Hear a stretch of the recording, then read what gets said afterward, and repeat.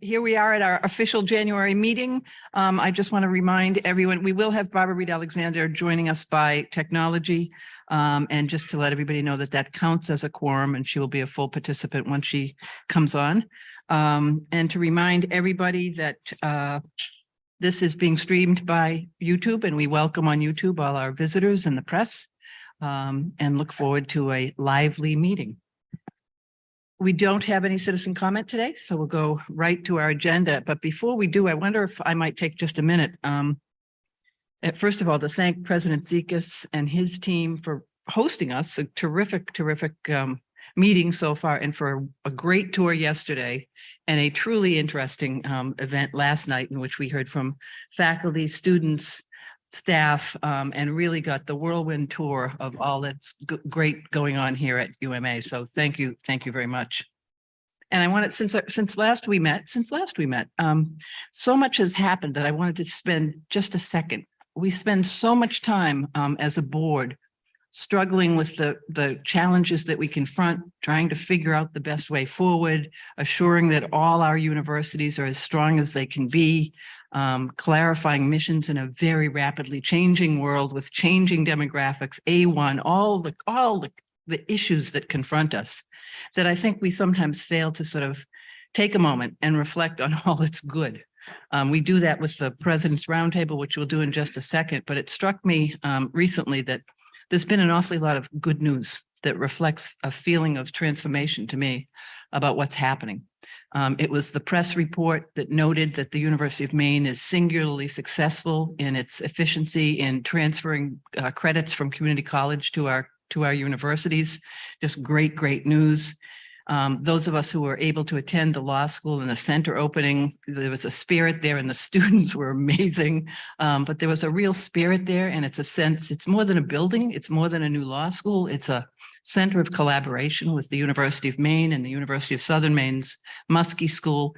And there's just a feel that something different is happening there, and bringing the resources from 3 universities to Portland, to the center of business and law. And it was just a great sense, and people were really pretty happy. I had an opportunity, as several of us did, to join the dinner at the University of Maine this week, last week, whenever it was, when the legislative tour was underway. And the legislators spent a day at the University of Maine and went on to the University of Maine at Machias. And the feeling in the room was palpable. People were deeply impressed and sincerely interested in the work we're doing, and saw the good work of that campus and many others. And all the presidents were there and had an opportunity to share conversations with legislators. And it was, I think, an important day. Then there was the USM. I mean, this is just since in the last 2 weeks or so. Then there was the great opening at USM for the launch of the additional fundraising effort to get to the Performing Arts Center, the Center of Arts. And as everybody saw, Tony Shalhoub was there, famous actor. And the amazing thing about the day, if I can be personal, is this guy's an actor. And I thought, well, he's an actor. He was so genuine in his comments about students, and he called out professors who made his career possible. One of those professors was there with him, and then he met with students, and it was just a really special day. And I guess the cherry on the top of the sundae here is the governor has been generous to us in her budget. And while we still confront challenges with the budget that we need to deal with, we're of course terribly grateful for that. So I think it's probably every once in a while, we should probably just step back and thank the chancellor, the presidents, all the team for the work that they're doing for Maine people.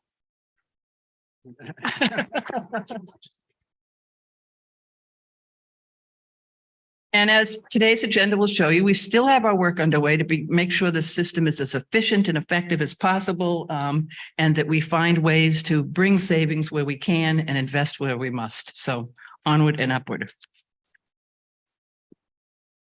I think that's my report. Let's then go to the tab 2, which is the proposed revision to the Board of Trustee Policy 103. bylaw amendments are serious activities. We've looked at this several times. This is the amendment that will concretize the seat at the table for a faculty representative, which we've been doing for quite some time.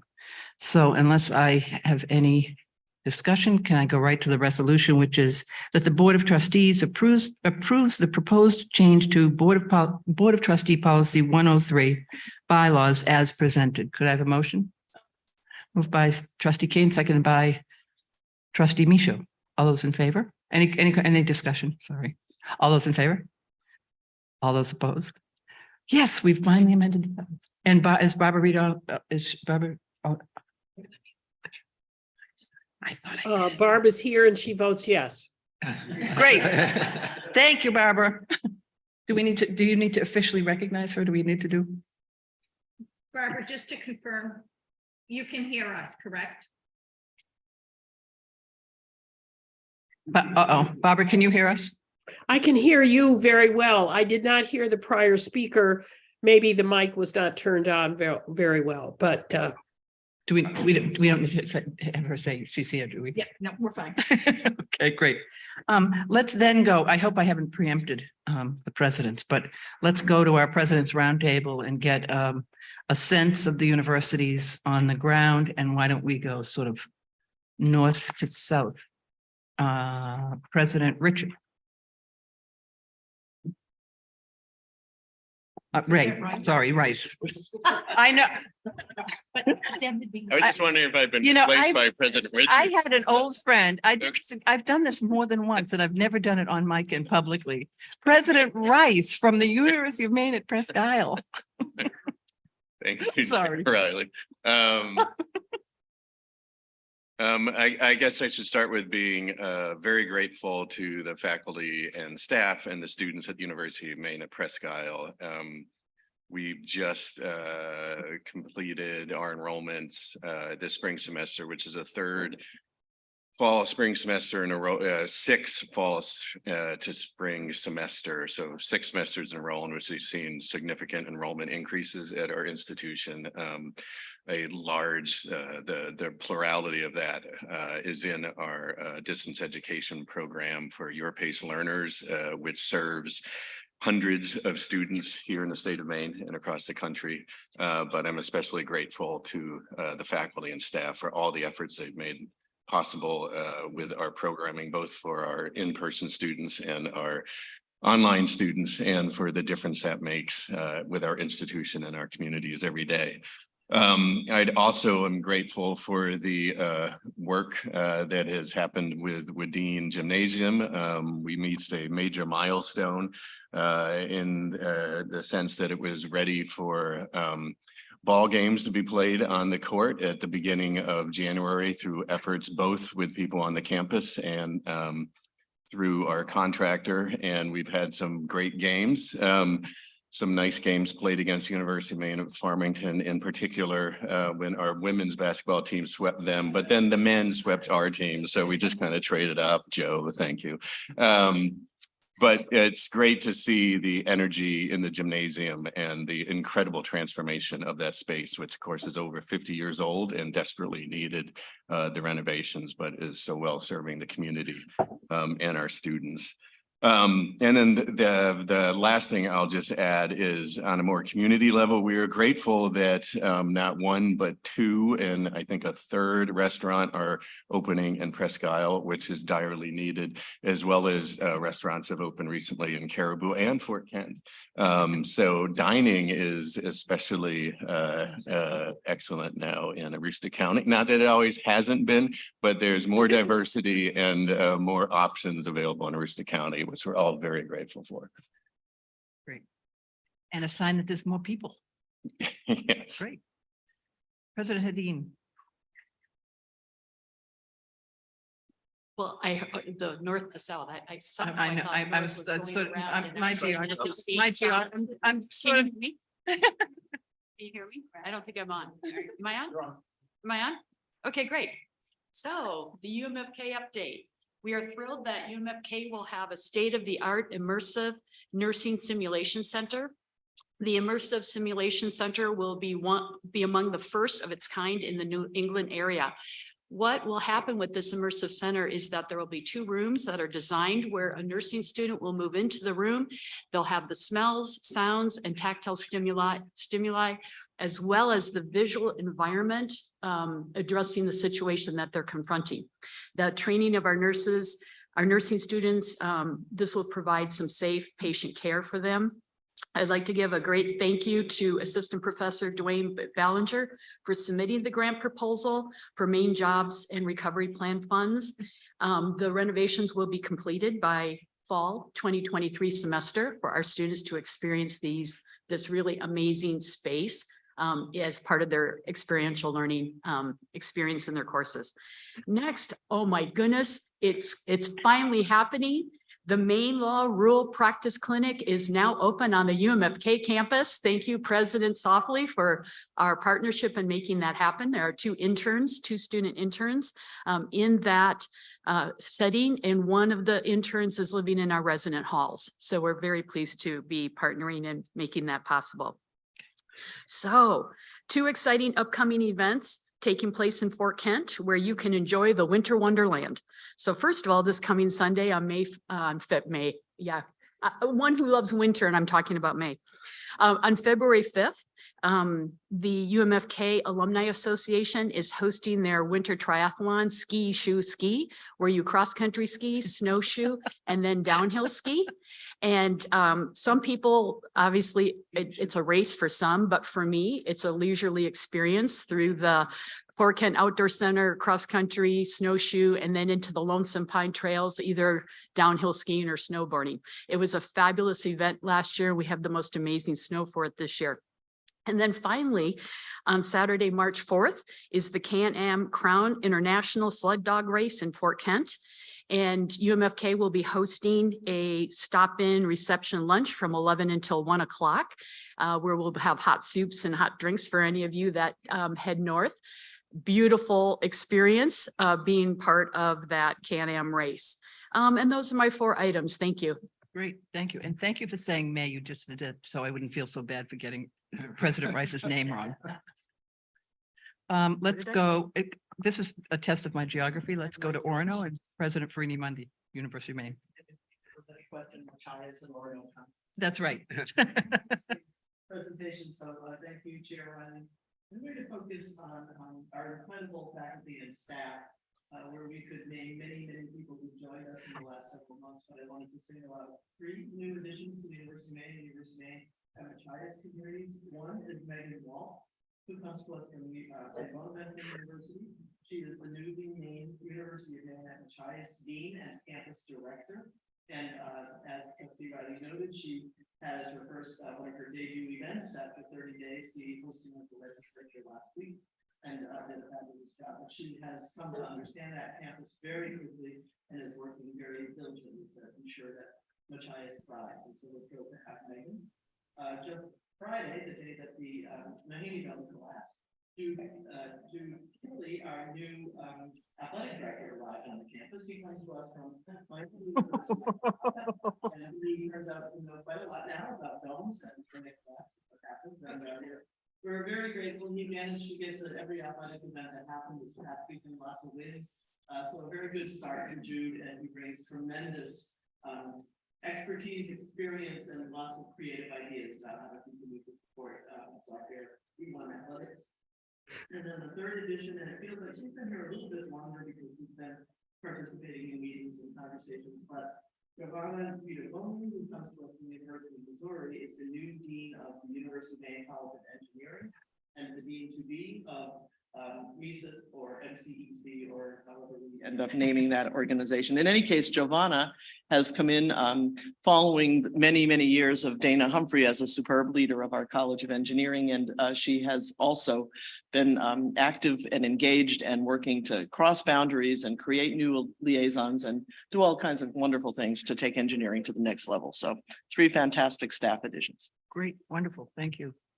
Well, why don't we go to Farmington, Joe? Thank you. Good morning. So we had a visit from Senator King just recently, who came to see the Sweat Winter Early Child Lab. That is a program that we currently have but it is also one that we are building a much larger facility on our campus.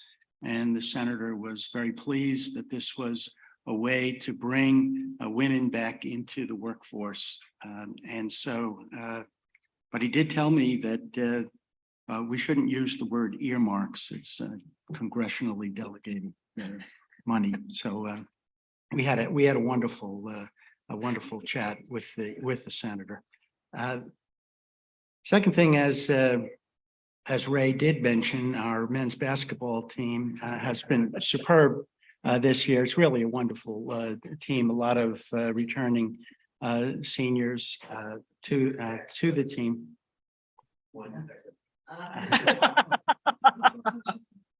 Even can beat a team like Umphy. This is really amazing.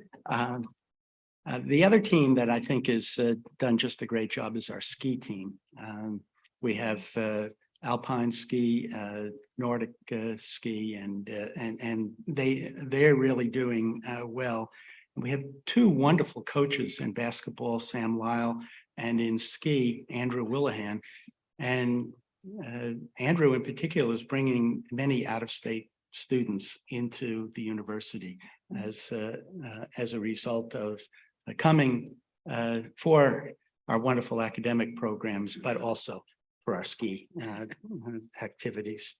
The third thing that I'd mention is that there's a spirit on campus to figure out how we bring more students into the university. Faculty are getting involved with the admissions team to reach out to students, to bring them in, to make that personal contact with them. And there's also some discussion on campus about reimagining some of our academic programs, which will probably come before this board a little later. But it is that spirit of recognizing that things have to change and that we have the capacity to bring more people to campus. And I think that that's a great thing for, we're having a town hall meeting on Wednesday where we'll be discussing some of the new markets that we're approaching, adult, early college and graduate, all of which are growing and will be growing even more.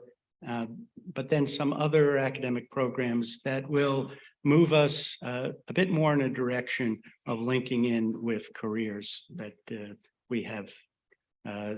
We've had some great programs, but not all of them have linked into to careers. And I think that that's something that has been missing at the university. So lots of good things happening. Great, thank you. Can we go to Augusta? President Zekas. Thank you and good morning. First, a grant award that we got from the Maine Bureau of Veteran Services. This award is offering qualified veterans free cleanings and simple dental fillings from our expanded functions dental assisting program. This is the second award UMA has received and I think underlines our commitment to the veterans. Second one is that US News rankings for online institutions were out and UMA has ranked in online as well as for undergraduate business. And also veterans for bachelor's degrees. The hard work of the faculty, every year UMA has a theme that we try to work on, and this year's theme is disability visibility. And so we've been working very hard, and the faculty get all the credit in the world, is that UMA now has over 90% of all its online material, which is ADA compliant. And so our goal is to get to 98%, which is the ADA recommendations, hopefully either by the end of the year or very soon after. And finally, in partnership with the Holocaust and Human Rights Center of Maine, we are received funding to create a landscape memorial designed amphitheater honoring the legacy of Reverend Dr. Martin Luther King Jr. This award-winning project was designed by UMA Professor of Art, Bob Katz, a civil rights historian, high school student, and a landscape designer and architect, both of whom were graduates of UMA's art and architecture programs. A model of the project, the welcome table, can be found in the breezeway between the Clark Center and Kate's Library. Those are my reports. Thank you. Great. Thank you, Joe. Jackie, can we go to USM?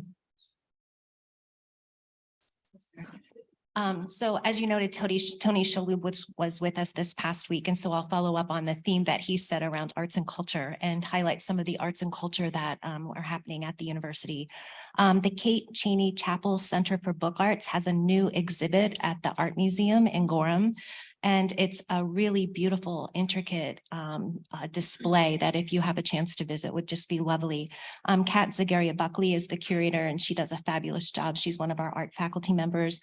And Annie Lee Zimmerl also has art exhibited there, but she is the coordinator for the Center for Book Arts. Among our faculty, 2 Stone Coast faculty, many of you know Stone Coast is the MFA program, the writing program at the University of Southern Maine. 2 faculty members earned a spot on the New York Times notable book list. One is Elizabeth Hand for her book Hukulo Road, and the other is Morgan Talty for his book Night of the Living Res, which is just fabulous. If you haven't had a chance to read it, please do. And then we have students. Every time I get to meet our students, it's just amazing. I'm so impressed with their commitment to their education and all of the many things they balance in their lives.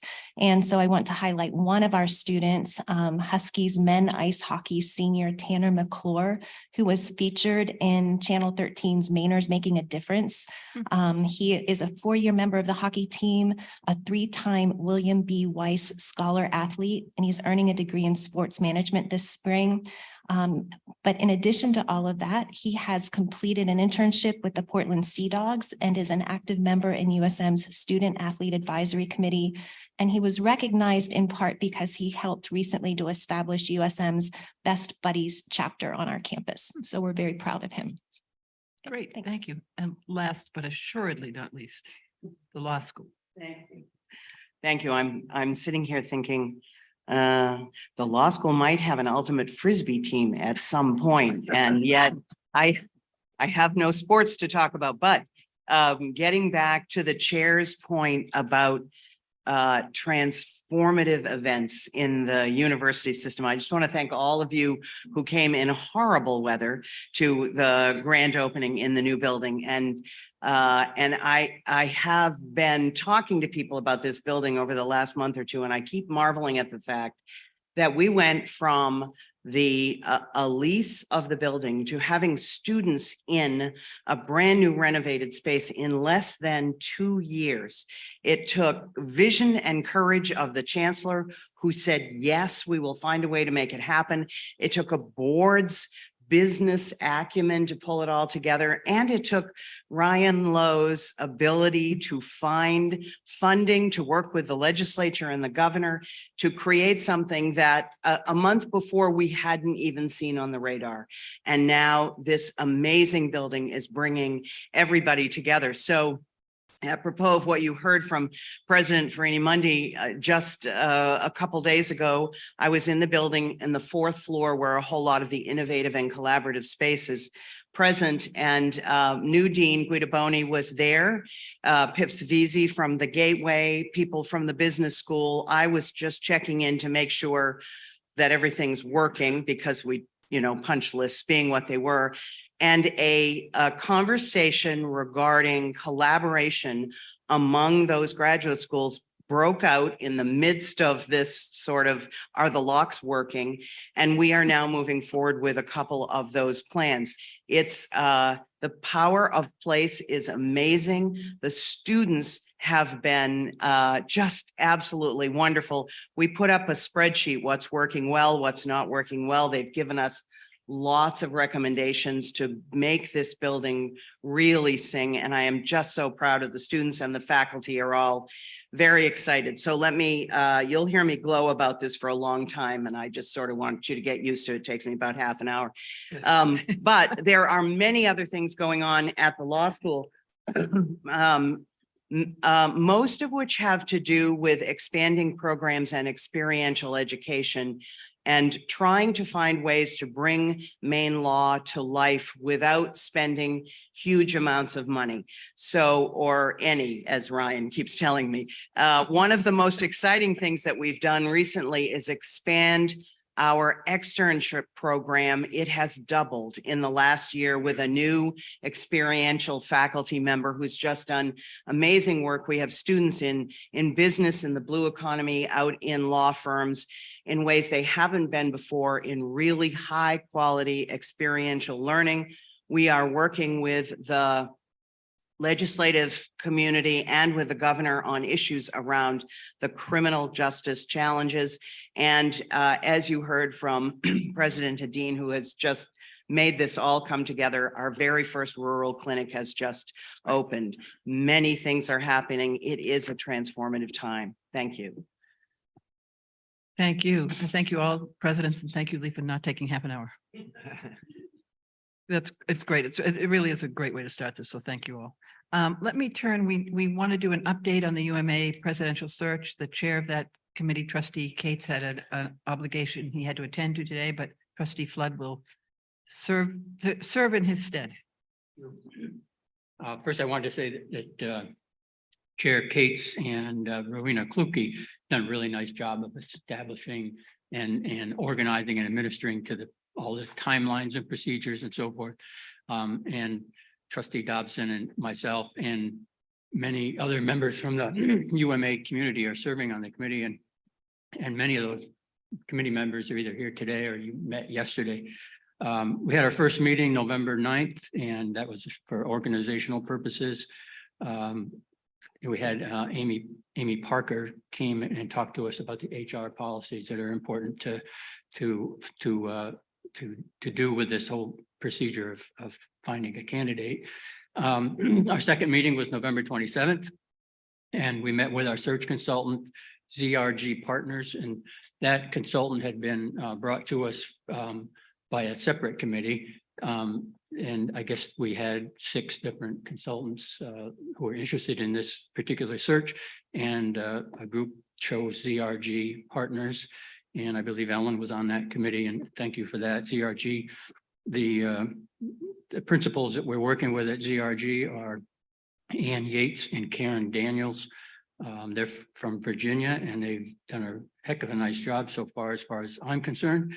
They were under contract to us in early December, and the very first thing that we did, there were 2 or 3 days in early December where we had listening sessions at UMA and Bangor, at the Bangor campus and other locations where faculty and community and staff were able to tell ZRG and members of the search committee what it was that would be the ideal candidate.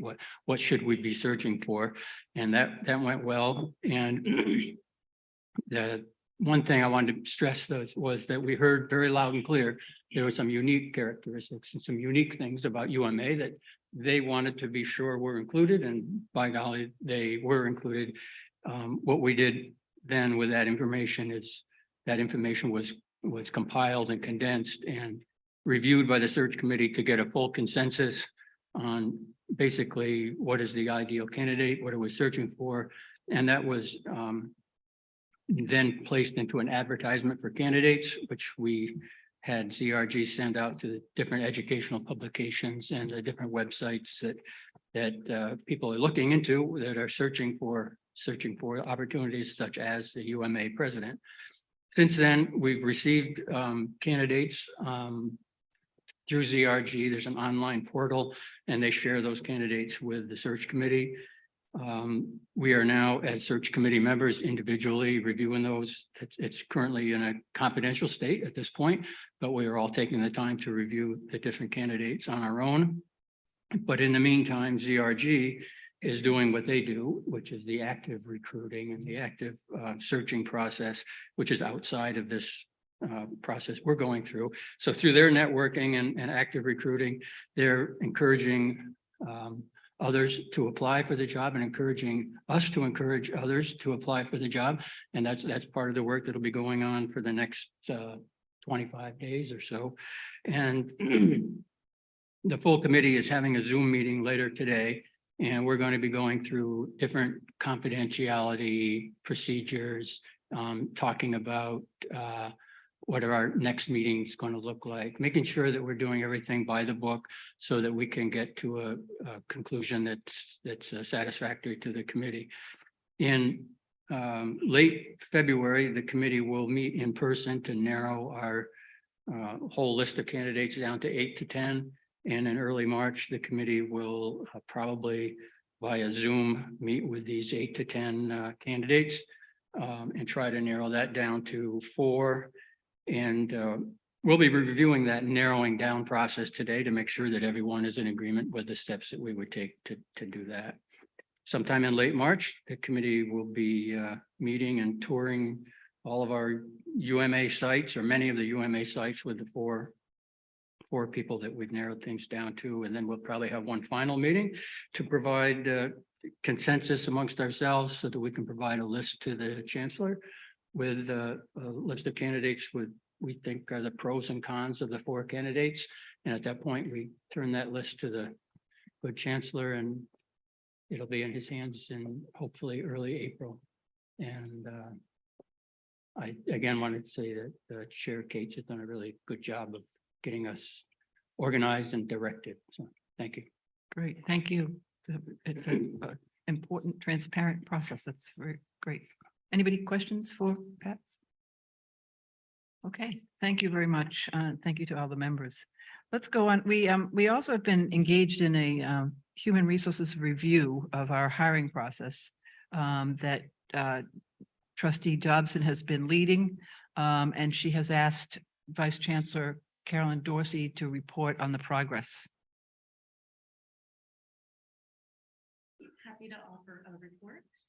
So this update, as Chair Riley said, is on the review of all of the procedures and practices as they relate to human resources, the recruitment, selection, and hiring of internal, external, and all executive management employee searches. So it is a very comprehensive review. It includes all of those, as I said, internal and external, but also all of the campuses, the system, and any center by which runs under the University of Maine system. So it has really been a very comprehensive look at how we are hiring and recruiting the people that we bring into the system. So what we've done is there's a group that meets regularly in HR. It's the HRLT team. So they're a leadership team from all of the campuses and the system. They began the process a few months ago.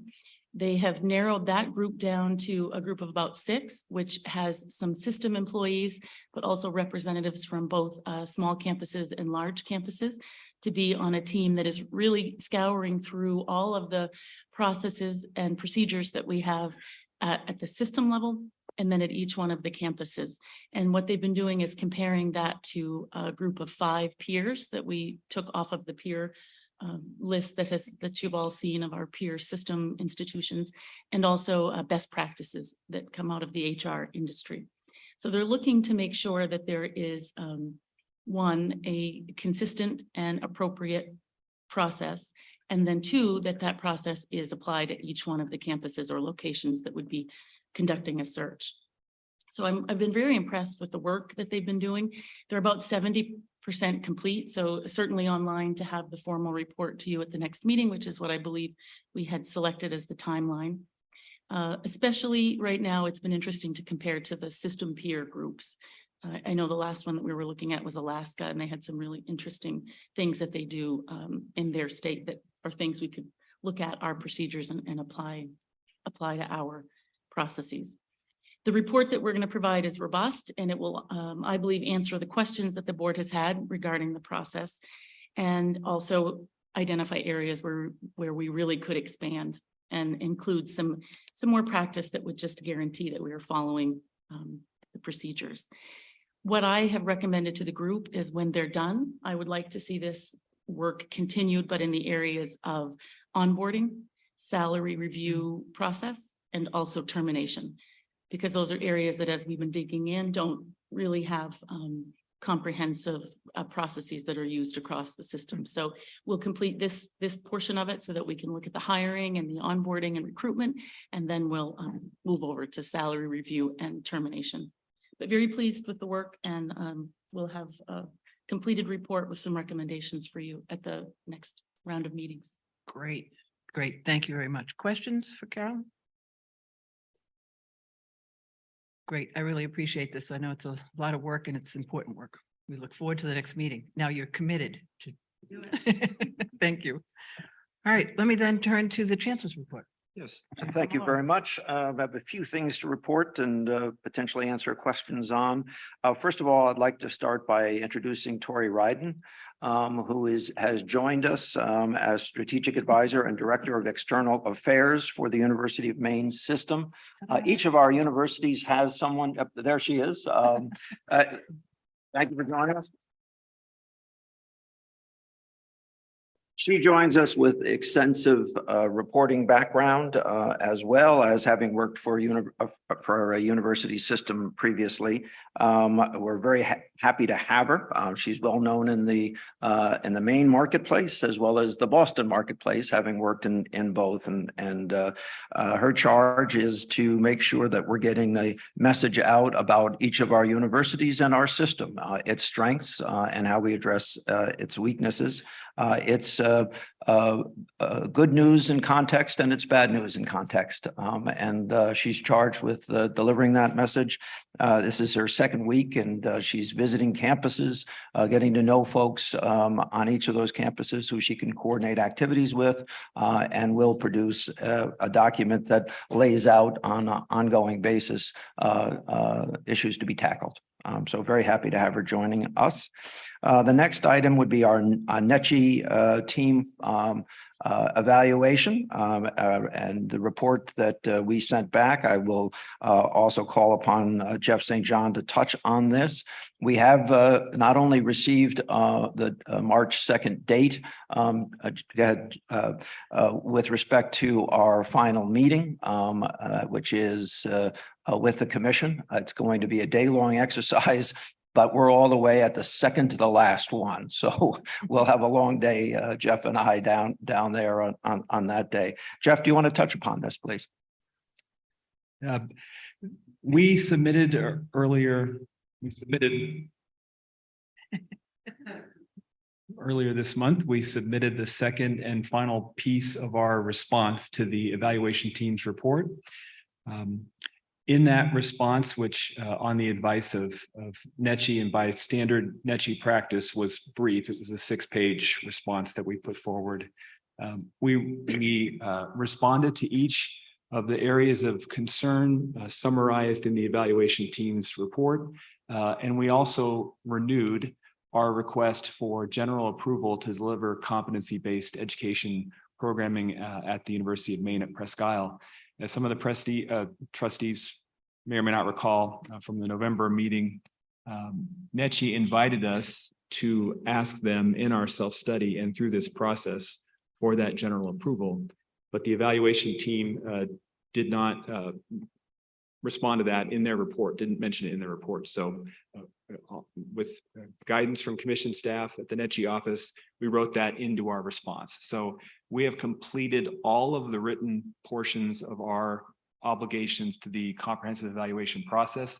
And as the Chancellor noted, what is left for us to do now is go meet with the commission on March 2nd, where they will be have in hand our self-study, the evaluation team's report, our response to that report, a recommendation filed by the evaluation team chair last fall, and any questions they want to ask us. It's a 1-hour conversation with the commission led by 2 commissioners who are principally charged with reviewing all those materials and being the point people for that meeting. Following that meeting, the commission president, Larry Shaw, will contact the chancellor to let him know how things went. And following that, at some point, most likely anywhere between 3 to 4 weeks or 7 to 8 weeks down the road, the commission will issue a formal, what's called an action letter, summarizing its findings and recommending areas for continued good work and areas for improvement. That letter will go to the chancellor and to Chair Riley, and that will conclude the main portion of our 2+ year comprehensive evaluation process. Presidents get to speak about basketball and snow forts, and I get to talk about accreditation reporting. Any questions from the trustees that I can answer at this time about that? Okay, thank you. Next was asked to touch upon in enrollment. So Jeff, stay up there because this also is your bailiwick as well as mine. But I want to give a quick report and see if you have any comments. Undergraduate credit hours for spring 2023, and this is as of last Friday, we're currently down about 6.7% over the last that same date last year. But I would also remind people that that is in keeping with what our August, September population was. So this is kind of the second semester of that academic year. So no great surprise. I will touch for a moment on the fact that Maine did go to, in essence, free community college and did that rather late in the cycle. And basically sat on top of our closing the deal timeframe with a number of in-state students. We are not against that and have not opposed that concept, but the implementation in year one, following just a couple of months after the action by the legislature, did disrupt our development of the incoming class. Having said that, I also want to be very clear, we are very happy to see that the community colleges that saw a 20% decline in population start to recover at least a portion of that population. And you might ask, why are we happy? Because it's the second largest place that we get our students from, upwards of 600 direct transfers, most of those coming with associate degrees, therefore coming to us for the latter part of their baccalaureate travels. So a 20% decline could produce over a 2, 4, 6 year cycle of a substantial reduction in the number of our students. So what we are very happy to be working with the community colleges with respect to their recovery and look forward to strength. I would also say that although talking about hours is difficult, most of that was driven by in classroom learning. We actually saw a new strength in our online learning, and not just at Presque Isle, although Presque Isle's increase in the year PACE program was particularly spectacular. We saw that in other programs that exist throughout the system as well. Where AP is involved, and that's the company that helps to market our programs, we saw a 28% increase in online participation. And in those programs not associated with AP, we saw a 12% increase in that population, offsetting the losses that we might otherwise have experienced. In anything, Jeff, does that sound? You're right on track, Jeff. All right, I can keep going. All right. On the graduate side, actually very good news. We had expected a substantial decline in graduate participation, which would follow kind of what we tend to see as recoveries take place. And now this may not be an economic recovery, but clearly a return to a more normal post-COVID or at least late COVID cycle. But what we actually saw was a 1.1% increase in graduate education. Now, that doesn't sound like a big increase, but we were expecting a big decrease. So it is a substantial confirmation of the strength of the programs that we're offering. And quite frankly, I think a better marketing appeal with respect to many of those programs, which I would argue we need to further strengthen going forward. And the system stands ready to work with all of the universities in making sure that our message about our online and distance learning programs gets its fair share of acknowledgement and participation in. We also saw a particular strength in out-of-state participation and foreign-based students participation as well in our graduate programs. With respect to marketing efforts, you're going to touch on this later in your report. Then Jeff, if, are you up next? Because Yes. just stay there for one more minute. I do want to touch on the governor's recommendation to the legislature. We put together an aggressive but unnecessarily aggressive package for the governor to consider. Remember, the history of increases in tuition was that we had been frozen 8 out of 12 years. And during a period of time in which there was lower than low inflation, but increasing inflation, and then fast forward into COVID with a massive inflationary impact. Although we didn't get everything we asked for, we are extremely grateful to the governor for what she did do in our budget. So making sure that everyone understands, the last budget adjustment was not built into the long-term budget. So that presented a 3% hole in our budget, if not addressed. That was addressed and will be is adjusting our base. On top of the adjustment to our base, the governor did ask the legislature to send to approve a 4.5% increase in our funding.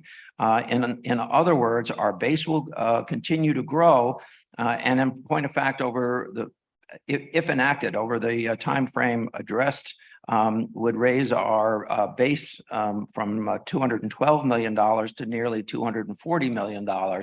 And that's an impressive increase. We also, quite frankly, I want to acknowledge, are living in an inflationary cycle where costs, particularly energy related, are increasing dramatically. We may have to take other steps to make sure that we are able to balance our budgets going forward, but grateful for this participation. I do want to thank Chair Riley for her active participation in our discussions with the administration. I do want to thank Joan Farini-Mundy for addressing with us some of the things, particularly around the research mission of our universities. I would also note, therefore, that the Maine Economic Improvement Fund, MEIF, did see an additional increase of $3 million in funding. And of course, that will help all of our universities across the board. Which means actually in a fairly short period of time, we've seen about a 25% increase in MEIF funding. Now, remember that Maine is a laggard in funding in-state research, but is making substantial progress in addressing that issue. I want to turn and thank Ryan Lowe for his outstanding leadership in this regard and the quality of the relationships he maintains in the building. I think Sam Warren is here. Sam, so stand up for a second, Sam, just for a second. Sam does an outstanding job for us and very much appreciate.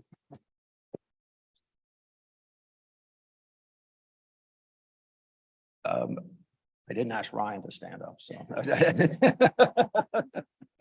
I do want to thank Sam for her diligent, hard work in not only in this package, but in so many other areas of legislation, and thank her for the outstanding work that she's done.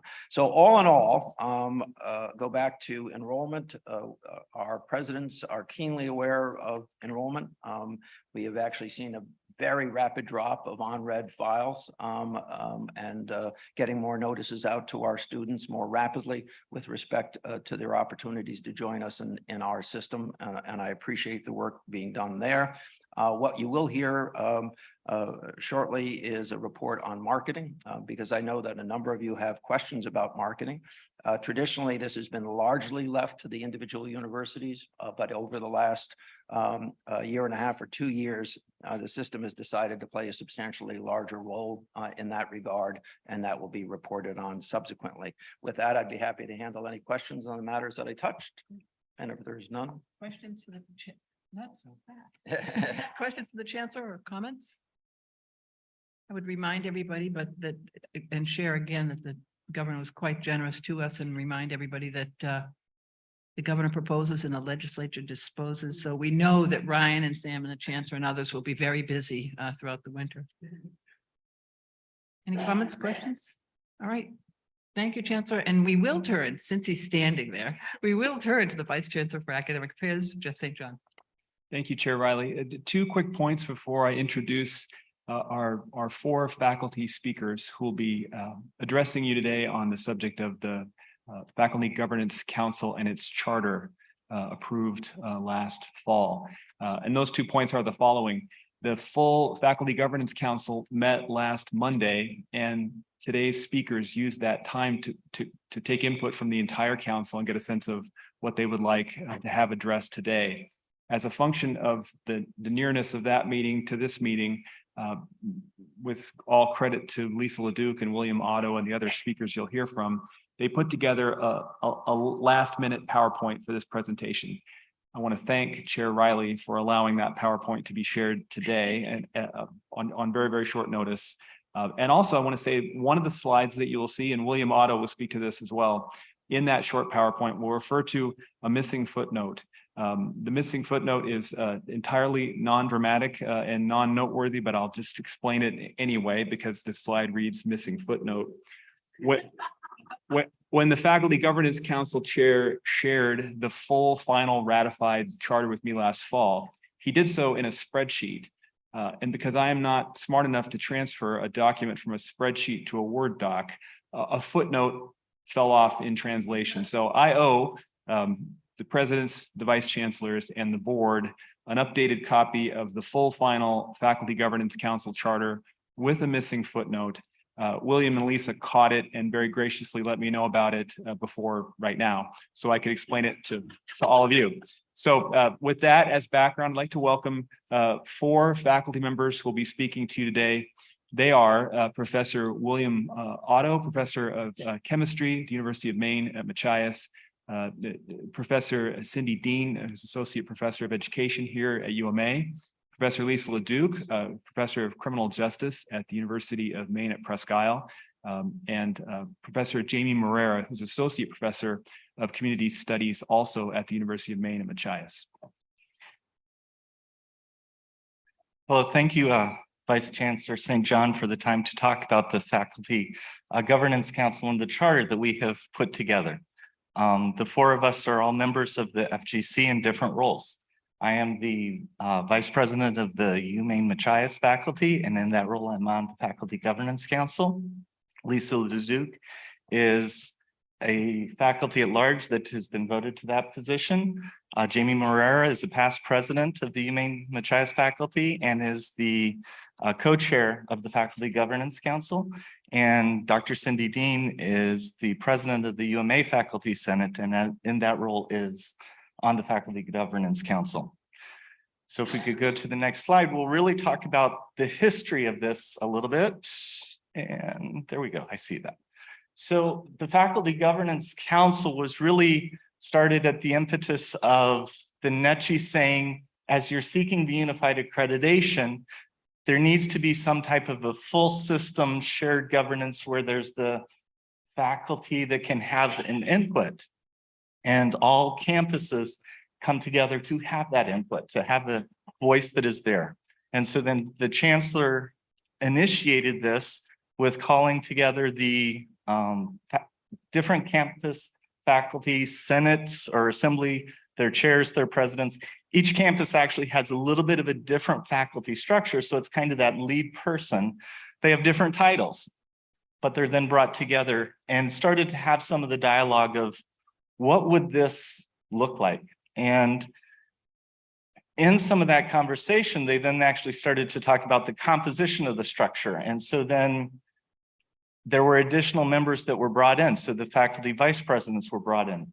And each campus then had, or each campus was set up to have 3 additional faculty members from each campus. So each campus could have 4 members on the Faculty Governance Council, trying to have a good inclusion of the different faculty voices that are there.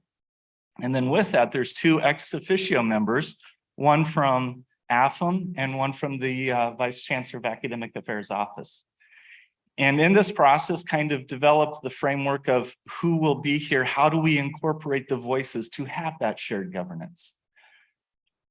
Then through the next year, there was sort of a discussion then of, What is exactly going to be the charge? What's the charter? How are we going to do?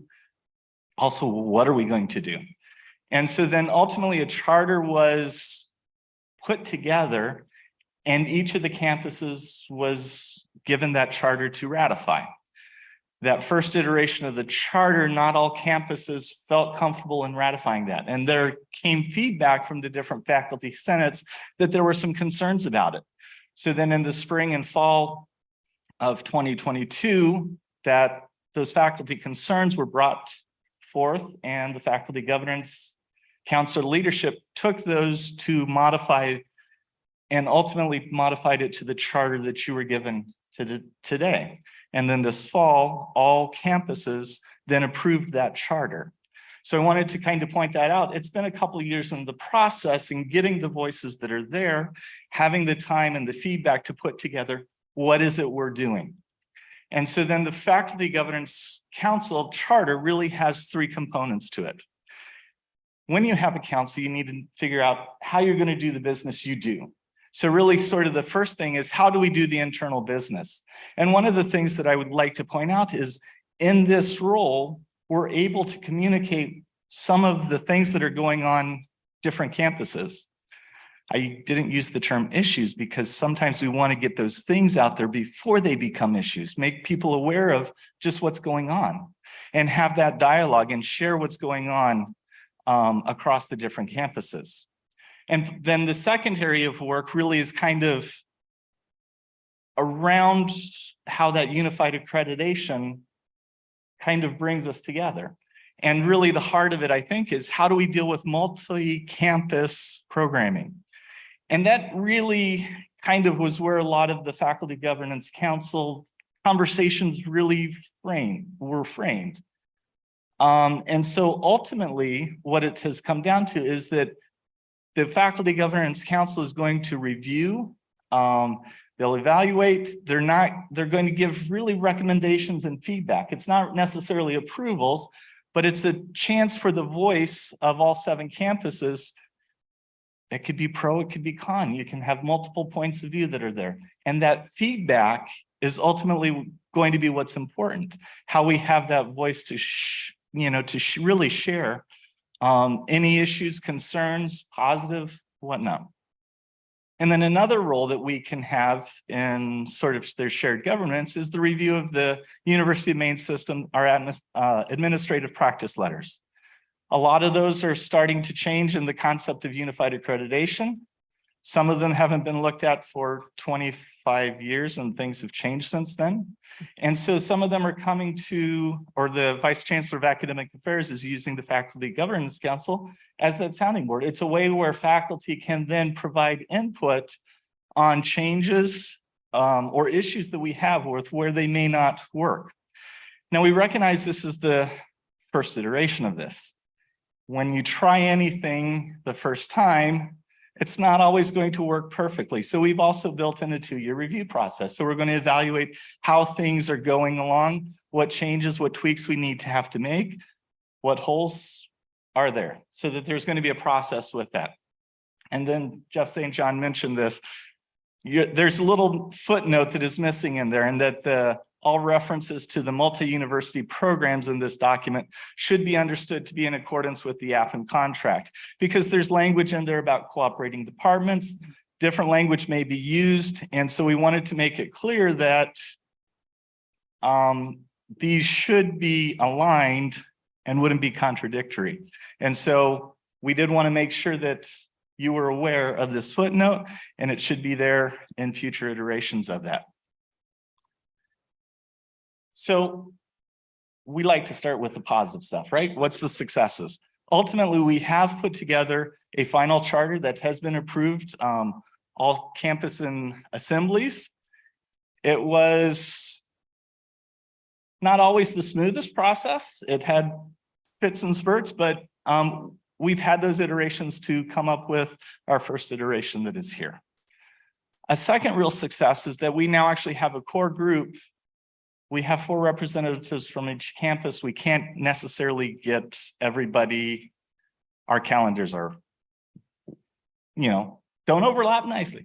So, but we have a core group that is meeting about twice a month so that we can keep the work moving forward. We have the time, we can invest in that.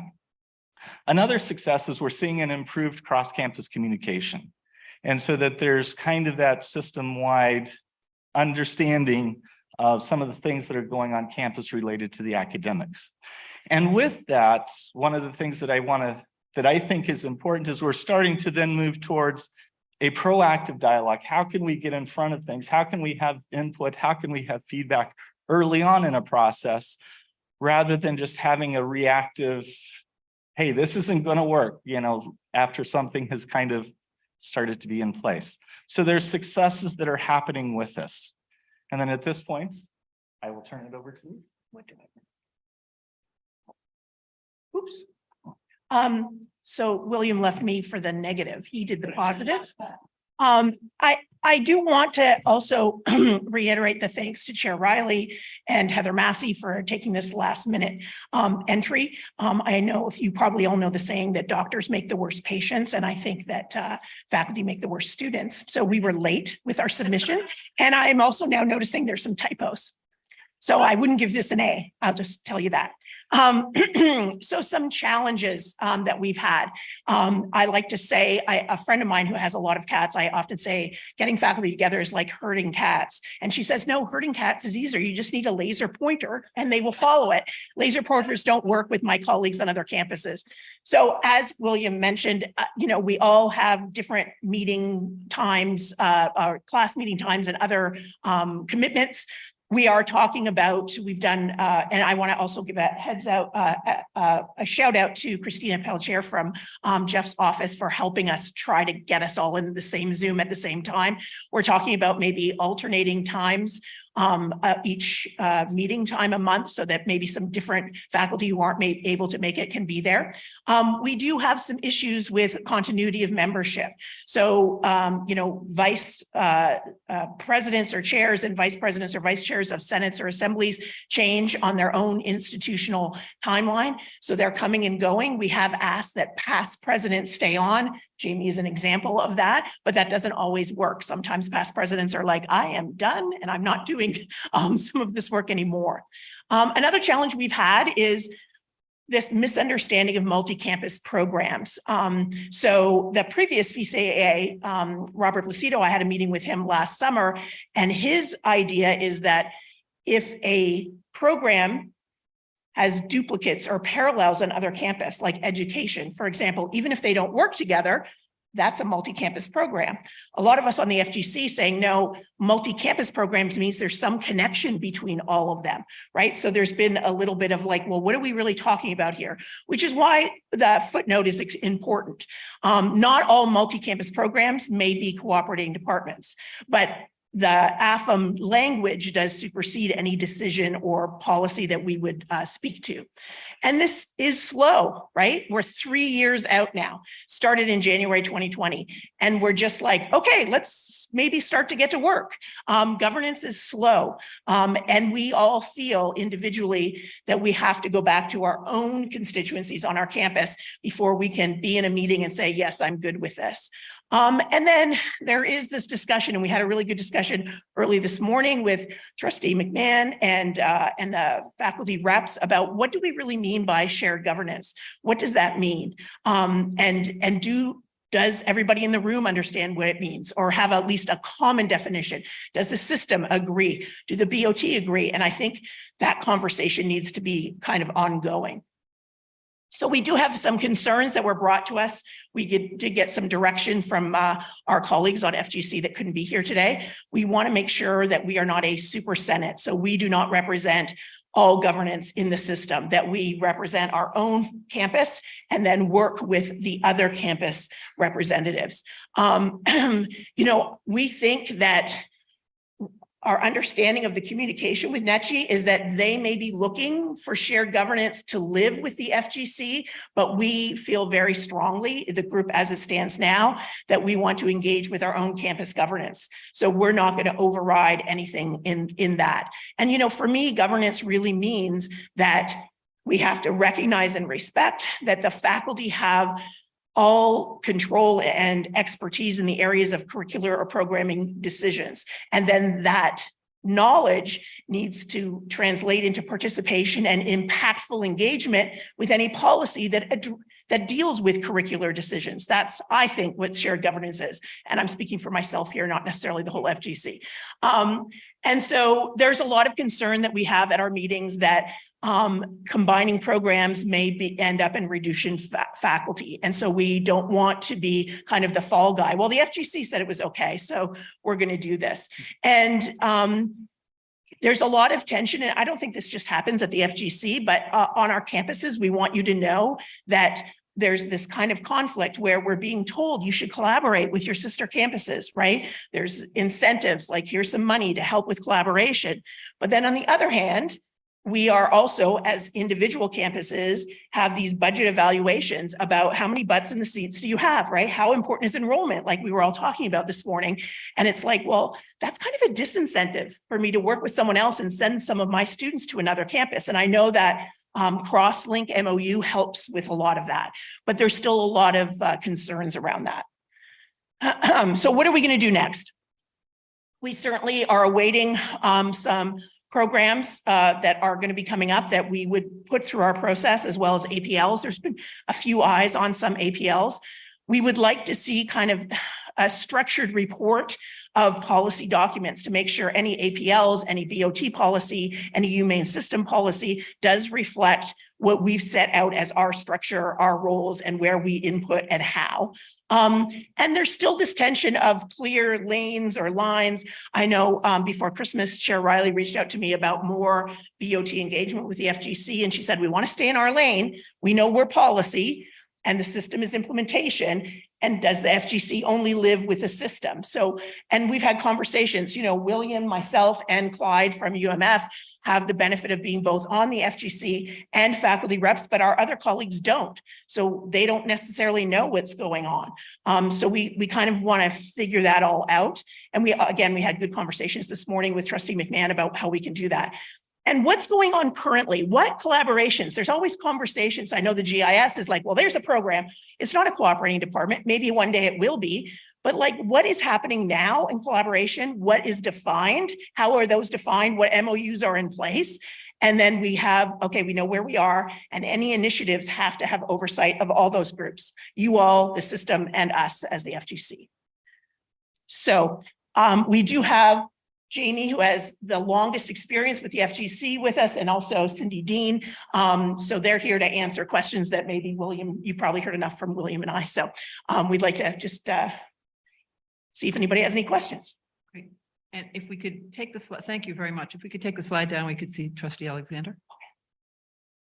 This was very helpful. This is exactly what we wanted and needed to learn, is sort of how it all operates and where we play. It will be. This was a late edition that we just accepted. Yeah, we're bad students. I'm sorry. But wanted to look at it for questions. But make sure that footnote's in it. I'm gonna do the spell check, honestly.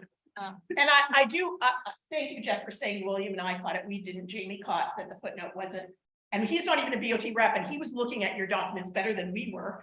And he caught that there was a drop foot. Yes, Thank you. right. Well, I liked your characterization, William, of identifying things before they become issues. That's good news.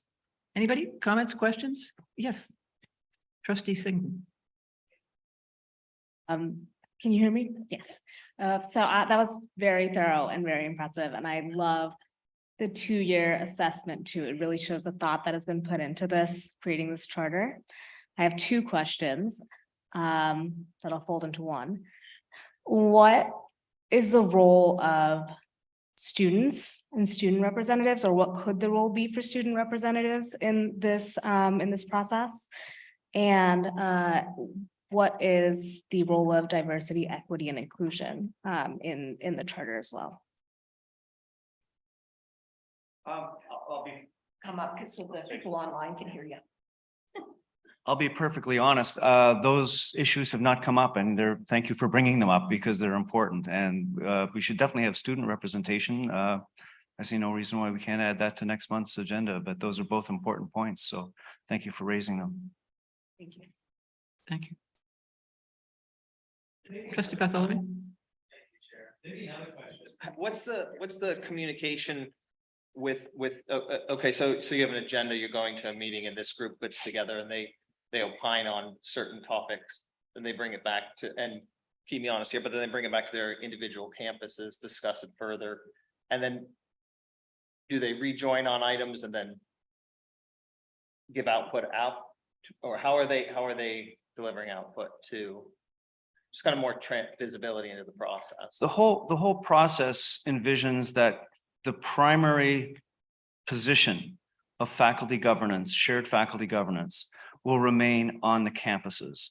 So right from the get-go, actually, back in February or March of 2020, we decided that the FGC would, to start with, be a conduit to feed information from the system to the campuses, which is usually a very circuitous route that comes through our VCAAs. So this is a more direct channel, but ultimately, at the beginning, there were 8 of us on the panel, 8 people speaking for the whole system. That's an awful responsibility. So our starting assumption was we would take the information we received back to our campuses, share that with our senates and assemblies, then take their feedback back to the FGC. And that's still the premise we're working on. If that answers your question, I hope. Yeah. Great. I will also add in at the FGC meetings, usually St. John or somebody is there so that the system is also kind of having that voice and hearing the conversation. And so that is happening almost real time. And so then, yes, there is not only the faculty, but there's also the system input that's happening at that time. Great. And I also want to add, I was going to mention this on one of my slides. So this issue of what NECHI is expecting and what we are willing to do and on what schedule is still kind of nebulous. And, and I think there might be a little bit of a game of telephone. So we've done all of this work. We ratified a charter, we sent it to System, then System told NECHI about it. We did have a meeting with NECHI during their visit via Zoom with FGC members, but going forward, there might need to be more direct communication between our body, FGC, and someone from NECHI about well, what are you saying you expect as far as shared governance if we're going to be unified? Because we say what we're going to do. Are we meeting that standard? And that doesn't mean we're going to change what we're going to do, but I still think that that's a little bit of a fuzzy area, but I think that makes sense. I've said to Chair Riley over a year ago about having more information directly from faculty of how shared governance is going, is it's kind of messy. And that's why it took us almost 2 years to ratify. But I mean, that's the nature of it. That means it's working as far as I'm concerned, is that we're working these things through together and we're representing our own faculty and faculty control in general. Thank you. Any other comments or questions? Thank you very much. Can you hear me okay? Yeah. So to me, this looks like very important work for both shared governance as well as NECHI accreditation. And I've seen it indirectly that this seems like a very massive increase in workload for faculty. And perhaps you could frame this as an equity issue, but would the board be willing to consider either course releases or stipends for members of the FGC who are engaging in this really important and essentially permanent work?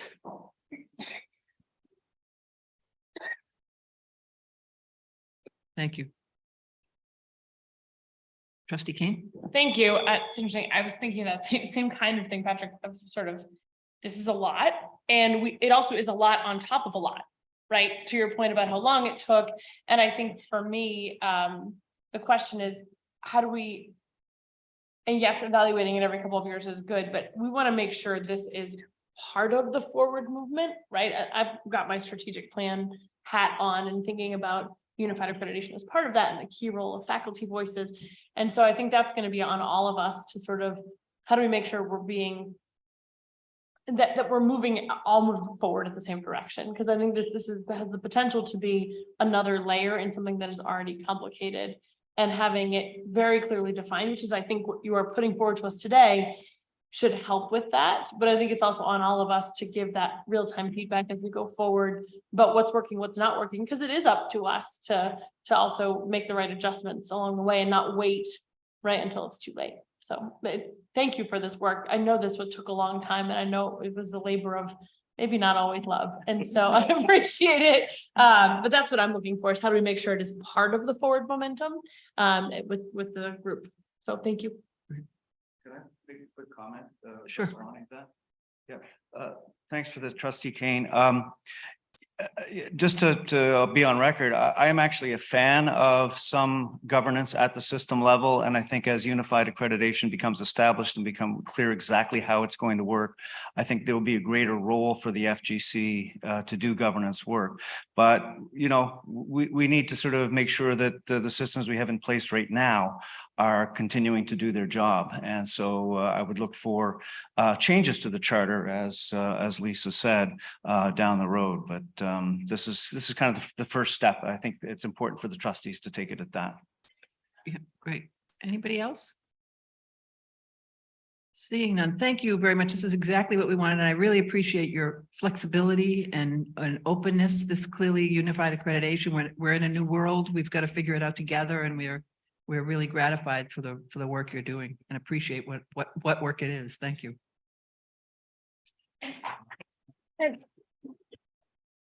I just wanted to actually, for the record, give a big thanks to Chair Riley for reaching out to myself and William and then FGC through us, and literally saying, we are very aware that when we want to hear about what faculty is doing, we want to hear directly from faculty. So both Chair Riley and Trustee McMahon dealing with the BOT reps, we really appreciate that reach out and engagement. Thank you. Great, thank you. Let's turn now to research and hear from Vice Chancellor Joan Farini-Mundy.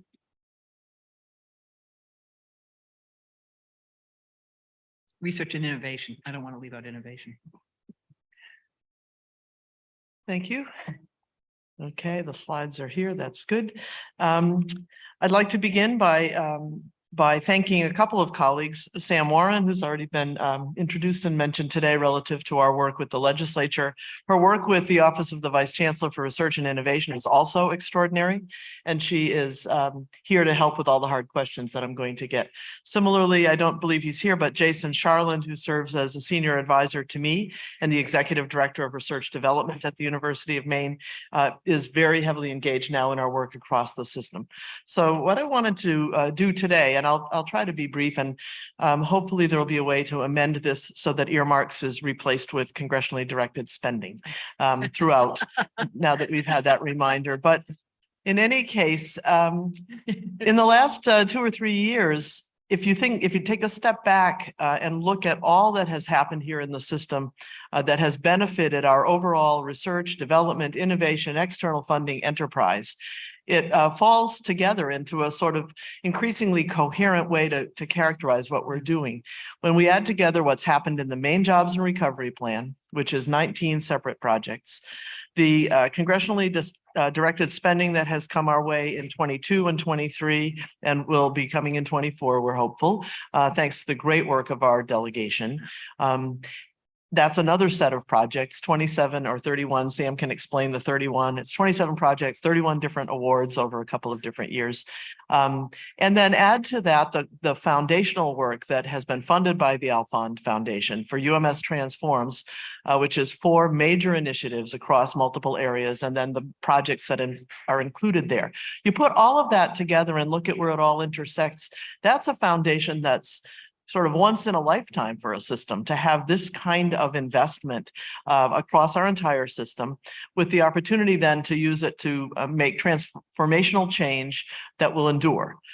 These projects will come and go, but the new ways we will have of working together, of thinking about what we do, that will be with us, and it's very exciting for that to be the case. So let's see. I've got really just 3 parts, and I'll be fairly quick in talking through them, but a big piece of what we spend our time doing in the VCRI office with colleagues across the system is extending our capacity across the system, with all of those resources coming in, you can imagine that that requires a substantial amount of infrastructure simply to manage, to watch for compliance, to track the funding, and to, more importantly, perhaps, than even all of that important work, to be able to talk about the story collectively. So we're very happy that Tori is here to help us think about how we characterize this as a system that is developing great new strengths, that is inviting in ways to our students and to our communities that are made possible by all of this. And that does take some work in extending capacity. So within this, then again, speaking to the congressionally directed funding, here's the list, mostly for you to have it's in your diligent file, and you can take a look at this at your leisure. But you see the range of work that's done here, including work that's directly relevant for the state of Maine and beyond, work that's directly relevant for our campuses, for us to be able to convene and do the work of universities, work that is pushing the future, Industry 4.0, additive and advanced manufacturing work going on in partnership with the community college, and so much more. And you've heard a little bit about some of these projects, but as they are all being executed now and being started really on our campuses, I want to just be very clear, we're very grateful to the faculty and staff who are doing this work. It wasn't necessarily part of their plan, but these projects have come to be and are making their way through. And so we will have like another whole layer within our system of outstanding success stories as we go forward.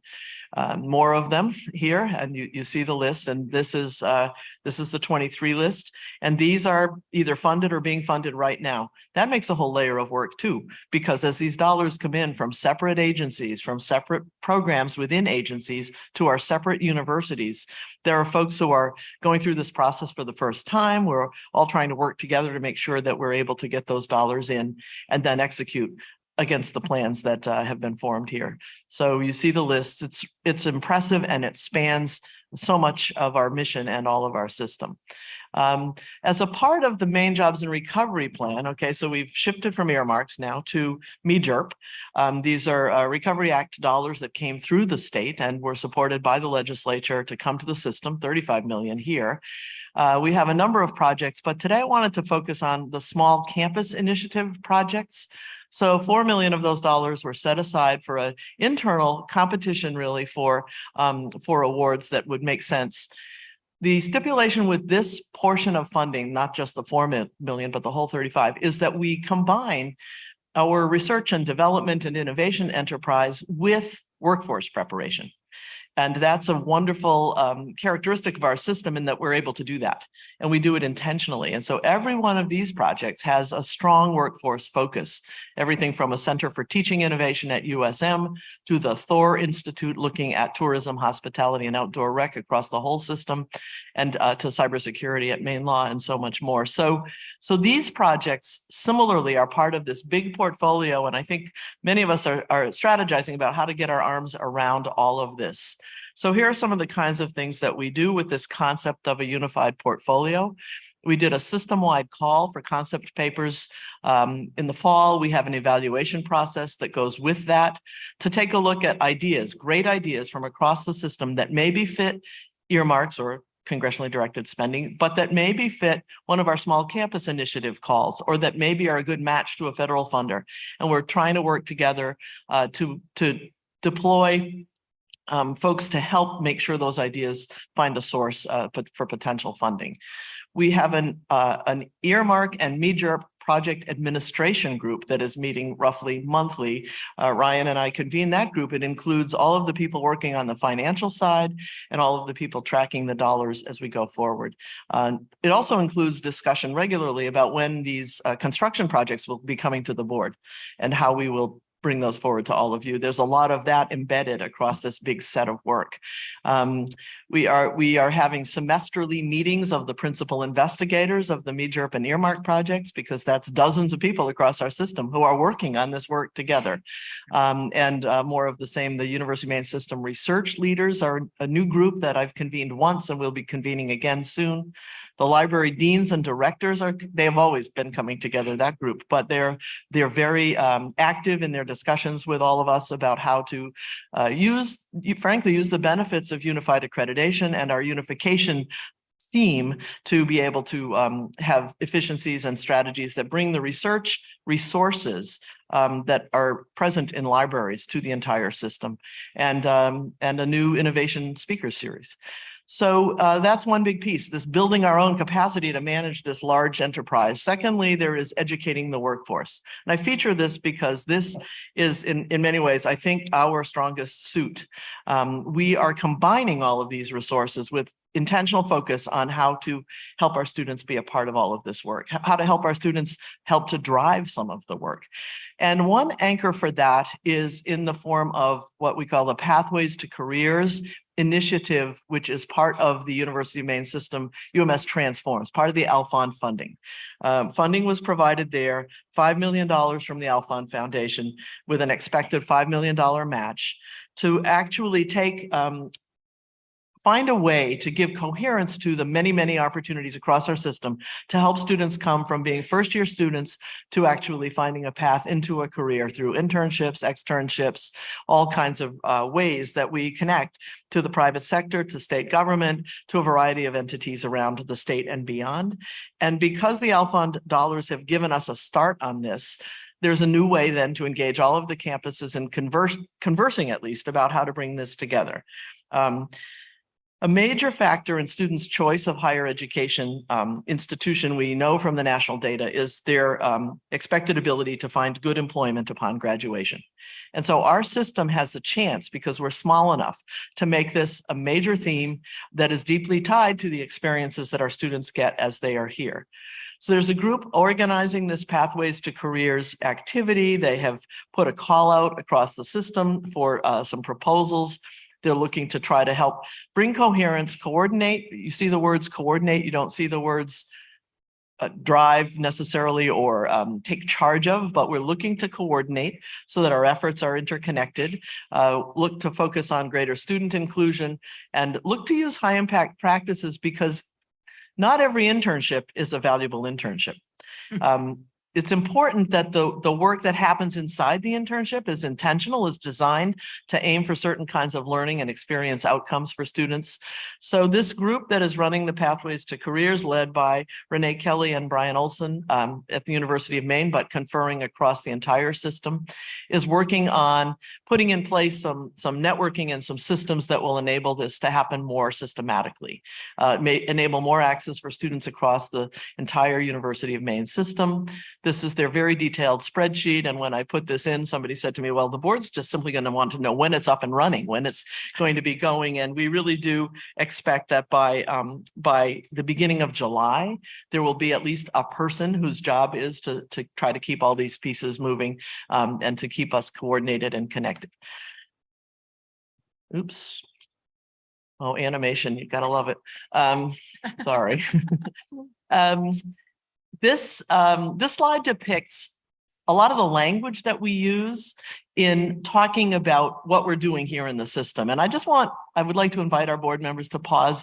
This is a big deal, folks, that across the University of Maine system, we have all of this happening. This is part of selling this system, because maybe in some other places, a couple of these things are norms, but increasingly I'm learning that we do this in one way or another, sort of every place. So you see samples, experiential or active learning, the concept of a growth mindset or teaching for grit, cooperative learning, problem-based learning. We have a proposal coming later that's focused on problem-based learning here, cohort-based learning. These are the high impact practices of our day. And this system is deeply entrenched in doing all of it. And so you'll see that emphasized through the work that this organization will do for coordinating our Pathways to Careers. People are aware, we've spoken previously about the research learning experiences also made possible by the Alfond Foundation. There is system-wide faculty engagement.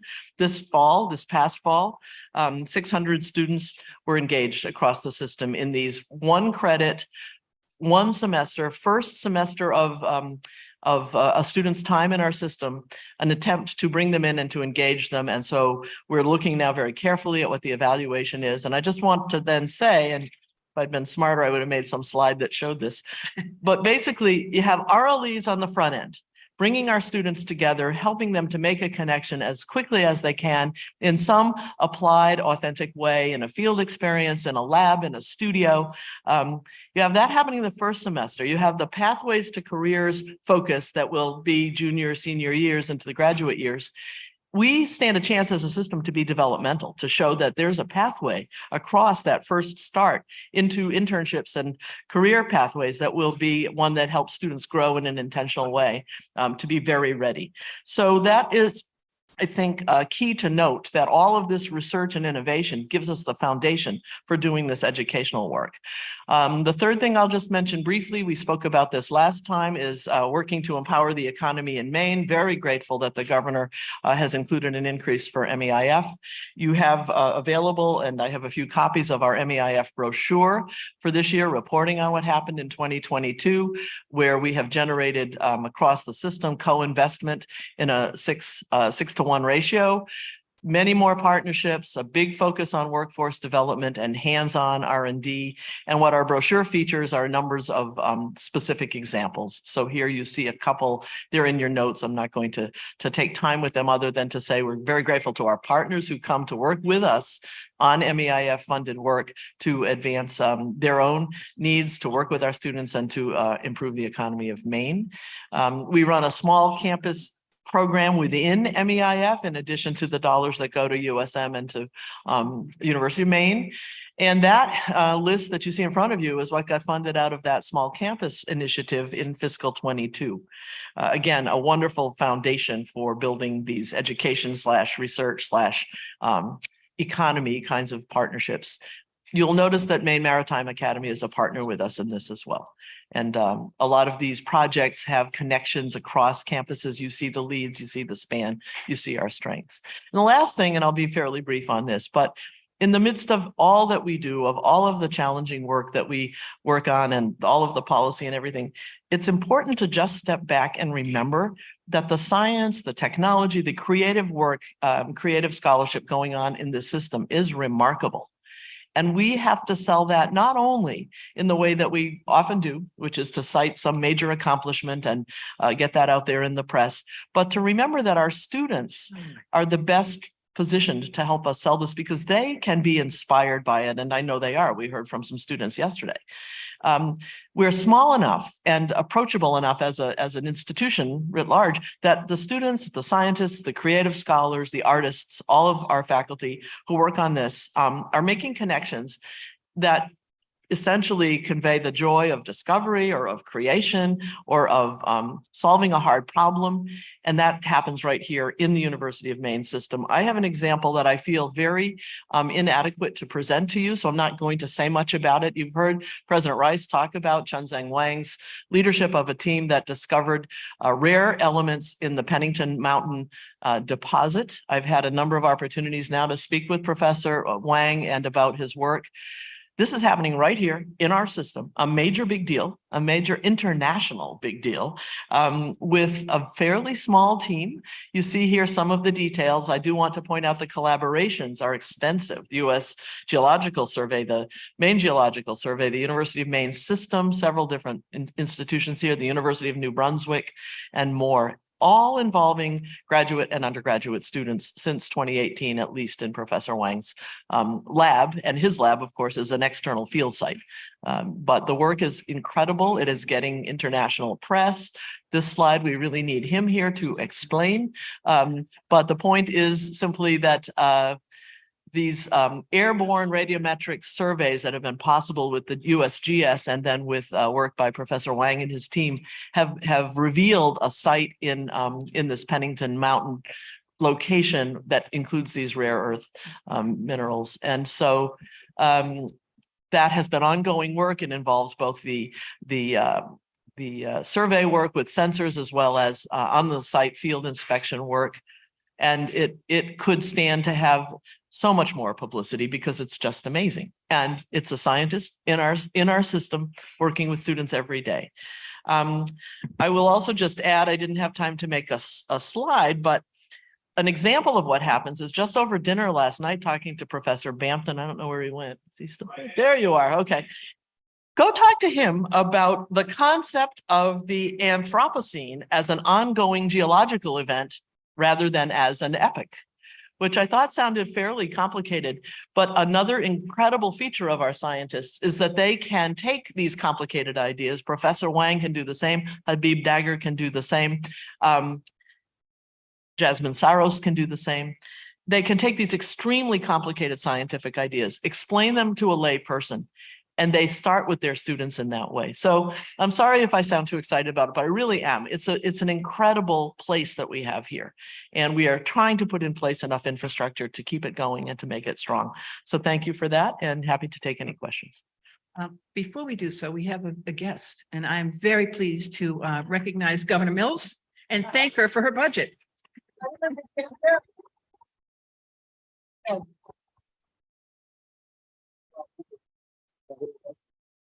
I really wanted to hear Joan. She's the mover and shaker of the group, and to thank all of you for your service. And hey, Pender, and hope that it's going well here. We've had some interesting discussions in the last few months and about money and efficiencies and all those things and tuition. We're hoping for positive action from the Appropriations Committee on our request across the board for 4.5% for higher ed. I think it's time we did a little more than what we've done in the last few years. But I'm also, oh yeah. Hi. But also interested in hearing your ideas. I want to listen to you folks, learn more about what's going on in the various campuses. I did listen in last night a little bit from on the UMA presentation and learned a lot about what's going on across the state through the UMA curricula. I didn't know that aviation and drones were such a big thing for such a long time, but oh, and there's Barbara. She lives the closest of anybody, and she's attending remotely. She has a good excuse. She has a rebound COVID. Okay, I figured, HIPAA, I figured something that's it. Sorry. But thank you all for being here. I don't want to interrupt your meeting. I do want to listen and hear from you. Thank you. And congratulations again on R1 designation. This is incredible news for the state of Maine, last year. And I keep telling the legislature how important this is and how we're on the move. And I was giving a short talk at the dinner 2 weeks ago in Orono and learned a little bit more about MEIF and learned that 26 years ago, that was promoted by a small group of faculty members who said, hey, we're 50th in the country on research and development. Shouldn't be that way. And then they presented a proposal to the legislature, and there were 4 or 5 key legislators involved in putting Maine on the map, a little bit at least, on research and development. And 2 of those legislators have rebounded back in the legislature, Mark Lawrence and Rick Bennett, were the movers and shakers 26 years ago on MEIF, and hopefully will be so again this year. So thank you for all you're doing. I'm going to listen. And I heard there were cookies. Okay. Thank you. Joan, I wonder if you could go back and Governor, I'm sorry you didn't get to hear Joan's presentation. Maybe we should show you the slide about all the research that's going on at all our universities with her leadership and support.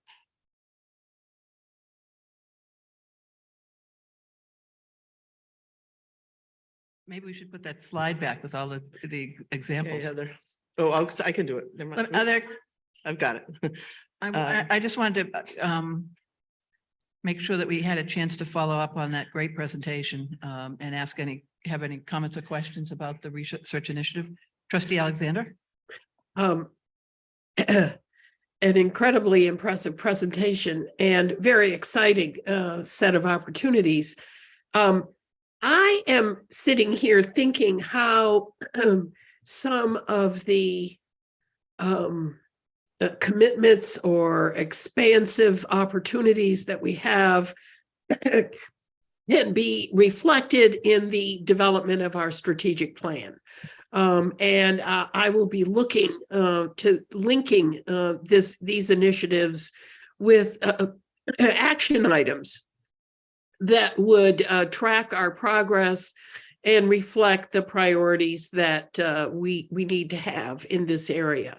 And then the one question I had was, and I how much of these projects are because the money's available to do it, and how much of it is part of a strategic plan about what kind of research can we best do, what kind of research are the priority ones, and how can we get the smaller campuses to participate and benefit from these programs, because obviously they often do not have the opportunity for the bandwidth and the infrastructure and the administrative resources to take advantage of this. So these are all things flowing through my mind, but all of them are the subject, I'm sure, of ongoing thinking by all of you on this matter. So, Chancellor? Thank you. Oh, Chancellor's going So let me just say this, that the summary that you heard today is a result of a lot of hard work, starting with creating the position that Joan holds, as well as her presidency, and the ability of her university in particular to be of assistance to other universities throughout the system. They have a level of expertise as an R2 and now as an R1 university that just is not replicated across the other campuses. And there is a particular strength also at Southern Maine. I don't mean to be excluding Southern Maine, but one of the chief results of this is the ability to take that expertise from the University of Maine in particular and to spread it out and, quite frankly, link people with funding sources for research that they would like to undertake at the smaller universities. Likewise, the additional MEIF amounts of money, thank you, Governor, for recognizing that program, are very important in funding research at those universities, but can't be the sole source of funded research, and that's why the ability to share the resources of University of Maine is so very important for us.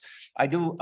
Jeff St. John is here and is helping with the drafting, and I gave him a look, so he should be prepared to say something about the strategic plan. Agenda. Yeah. Chancellor, but to Trustee Alexander's good point, we have every intention of building in very specific, action-oriented and measurable goals with respect to our research now and future. And now we'll give it back to Joan, who's the expert. Those were great comments. I would just add that something we should probably make sure we make available to all trustees regularly is the R&D strategic plan for the system that was produced in 2019, because that document did lay out a set of goals for research, including a call to all campuses to have some sort of a campus-based strategic research plan, because that would give a framing that would get us, Trustee Alexander, to exactly what you said. Like, how do we do it just because the dollars are available? Well, no, because the ideas are always in place and they just need to be pulled together and matched with dollars. But to have a strategy would be our most suitable way to go. And for example, I know the University of Southern Maine is working on that right now. So we are having conversations. We know the strengths, we being the presidents around the table, we know the strengths of our individual institutions in research, development, external funding, innovation. It's a big ecosystem. And we use the research word to kind of summarize everything, but it includes a lot of other kinds of activities and efforts.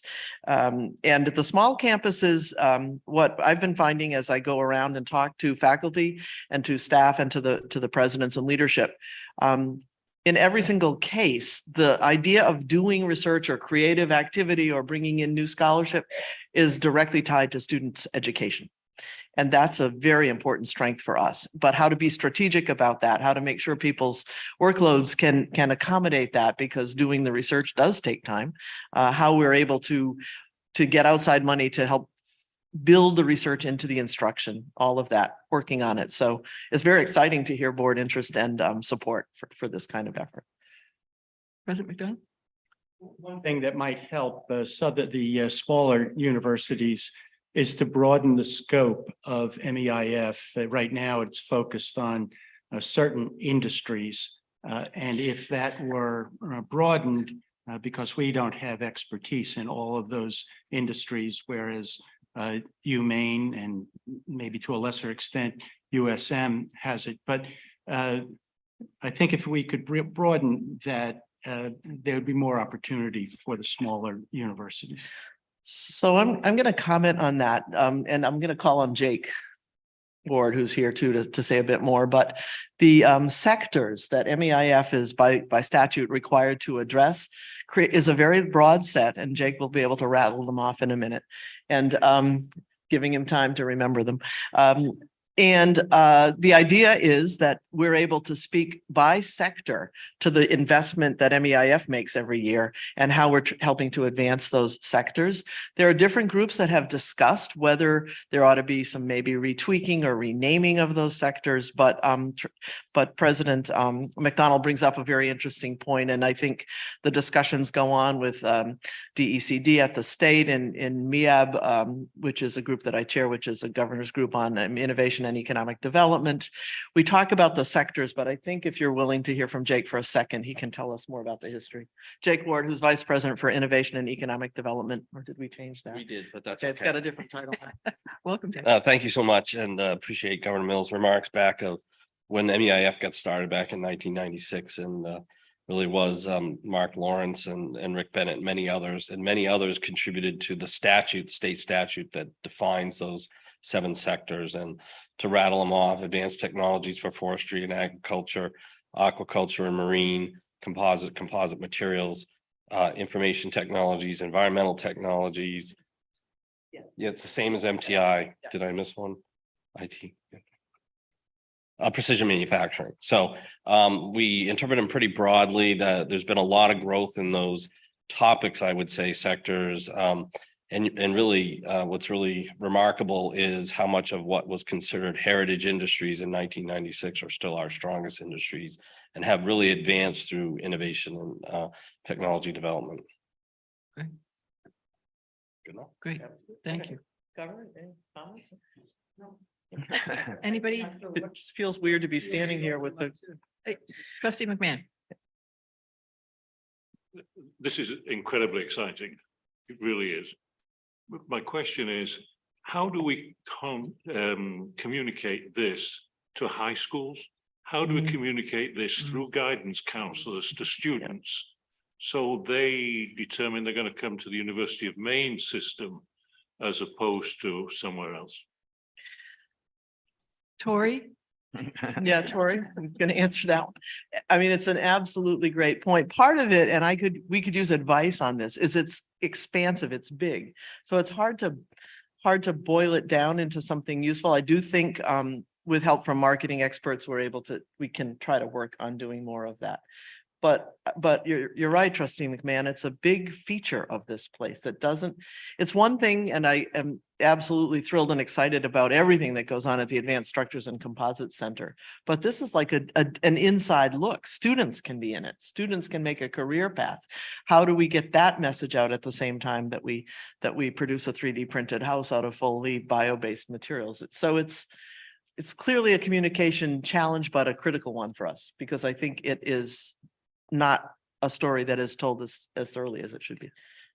And perhaps Commissioner Macon has some ideas. We certainly can talk about how we partner better on that front. And we do have a topic later to talk about the system-wide marketing where we can address this as well. Pender? Oh, that's fine. I was just thinking that it'd be great to have representatives from the university system attend some of the teacher trainings we're providing statewide, because now every school in the state has access to computer science mobile labs.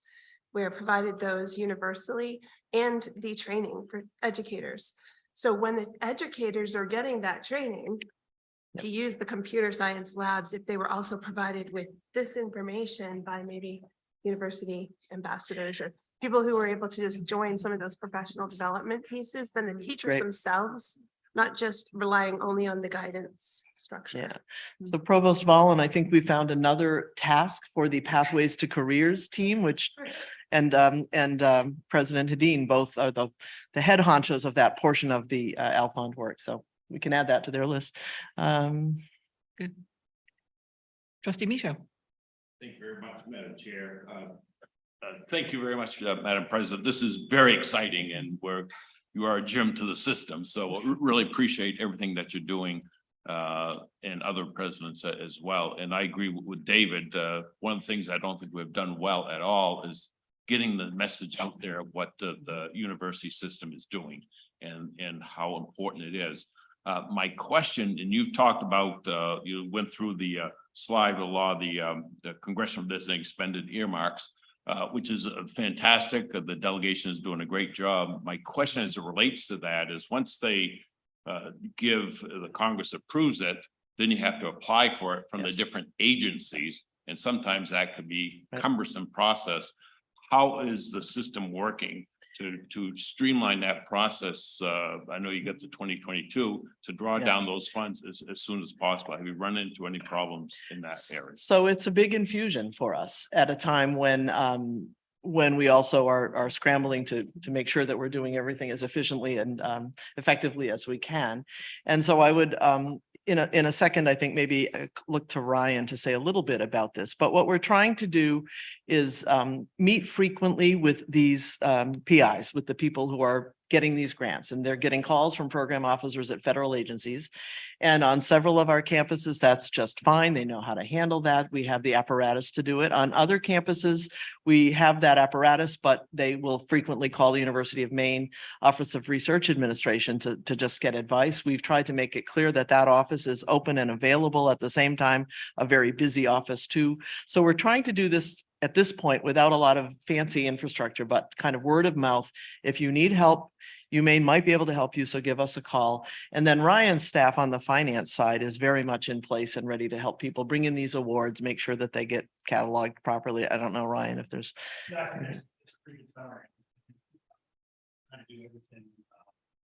Cooperative across campus boundaries, have as many conversations as we can. And I think just following the lead for everything that Joan has talked about. I've been very pleased with everything that we've been able to do so far. It will eventually, if this keeps up, I think require that we put a little more structure in. But right now we think it's working, and I'll hear from a president who will say, we need your help on this right away, and we're able to do it, or people are helping each other as well. Trustee Singram. I have to echo what everyone has said. This is exciting. Your presentations are always exciting. And we've talked about some external communications and marketing. I want to ask about internal communications with students. Some students certainly will come into university and know exactly that this is what they want to do or know how to access these opportunities. There will be some students who don't have that background or know what to do before it's, they're seniors and maybe it's too late to jump on these kind of opportunities. And so what is the structure for communicating these incredible research opportunities with students from year one? So the best we have right now in place is the entire Alfond funded Student Success and Retention Initiative that, as I mentioned, is co-led by President Hadeen and Provost Vollen. And that initiative has three parts. All of those three parts are very student focused.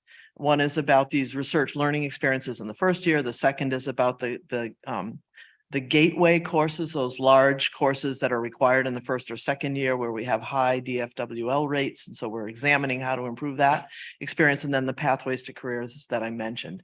So we have in place like the basis for making this known and available to students. I think what we have to do now is accelerate the messaging.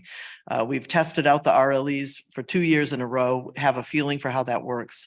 Pathways will get started. We have a multitude of internship opportunities, co-ops, every possible kind of an arrangement across the system. Thousands of them are available. But in order to help advise students and help them see a pathway and explore that, we do need some more infrastructure to do it. So it's to come, but I hope I can confer with you about ideas for how to do it well. That would be great. I'd be excited about. I think you hearing- just signed up for a committee.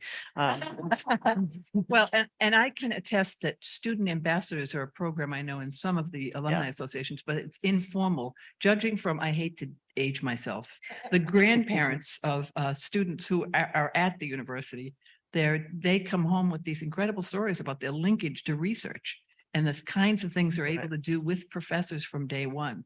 And it's pretty exciting stuff. You know, a point I would make to that, because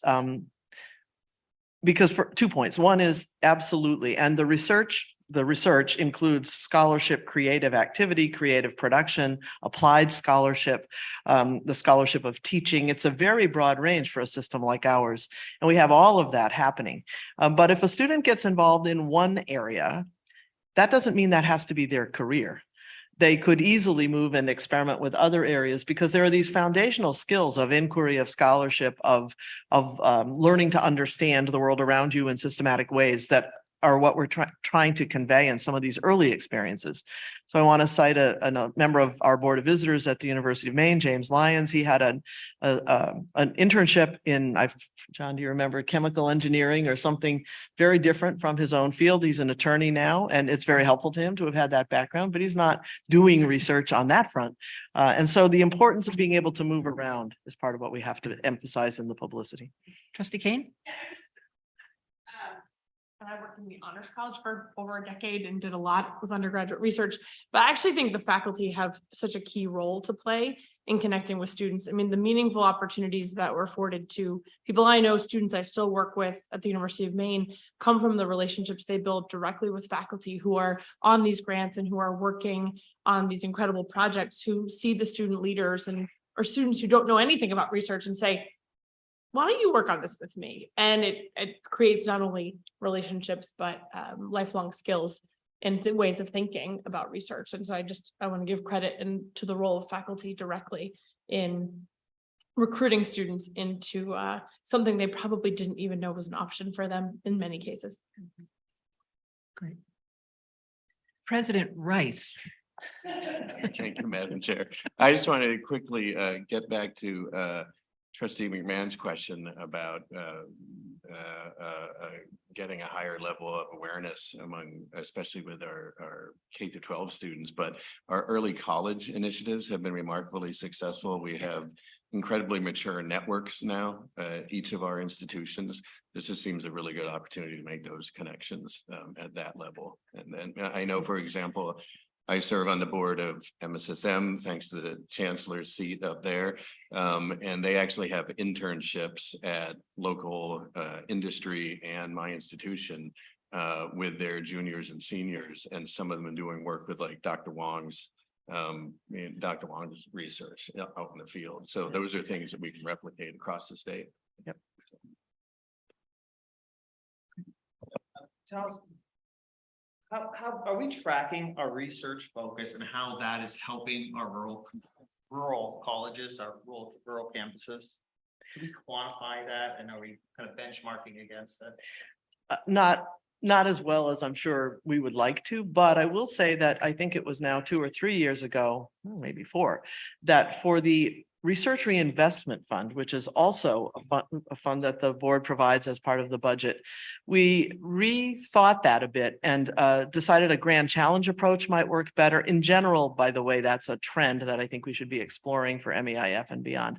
But a grand challenge approach that was focused in that initiative and those trustees-based funds on rural health and well-being. And so we put a call out for proposals for partnerships that would have that focus.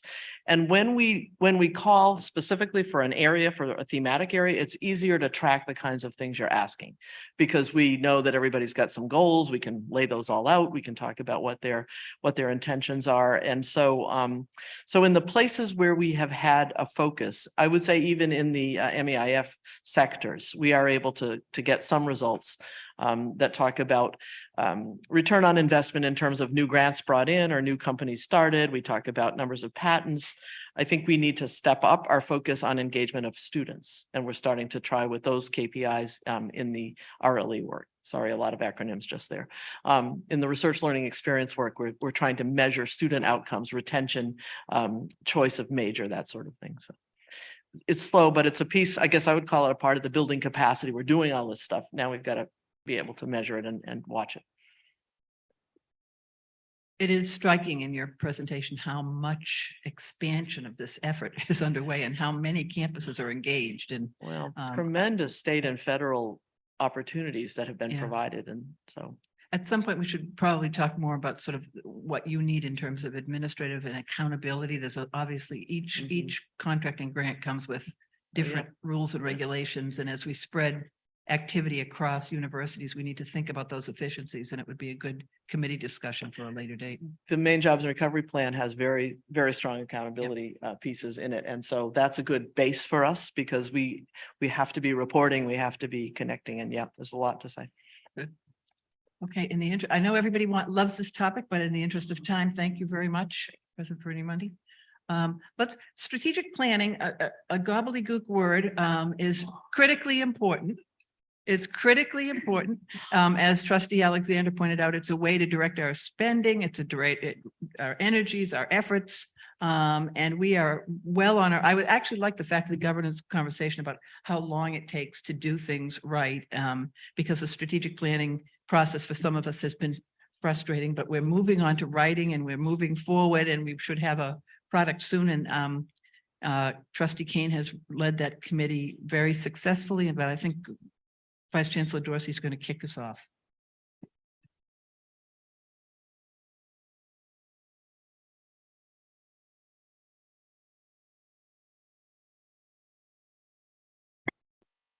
Yes, thank you. I have two topics today. One is the strategic planning work and then also the system-wide marketing efforts.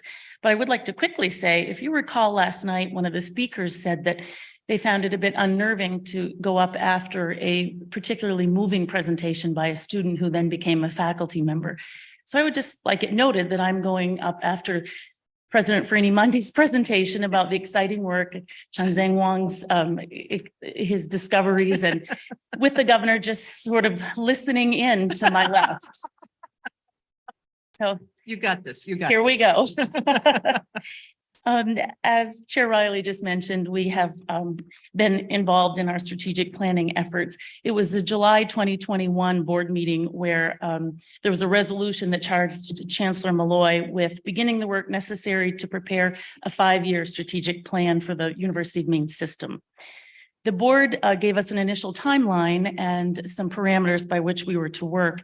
And through that process, we selected a consulting company to help us, Huron Consulting Group. And I think something that Huron has done for this process that has been incredibly helpful is it's an external ear that has been able to go talk to people and receive feedback and, completely unbiased, just be able to go in the room, not have any real preconceived notions about what the challenges may be or the topics that may come up. And they're able to take this information and bring it back to us in a way that we're able to use in our efforts.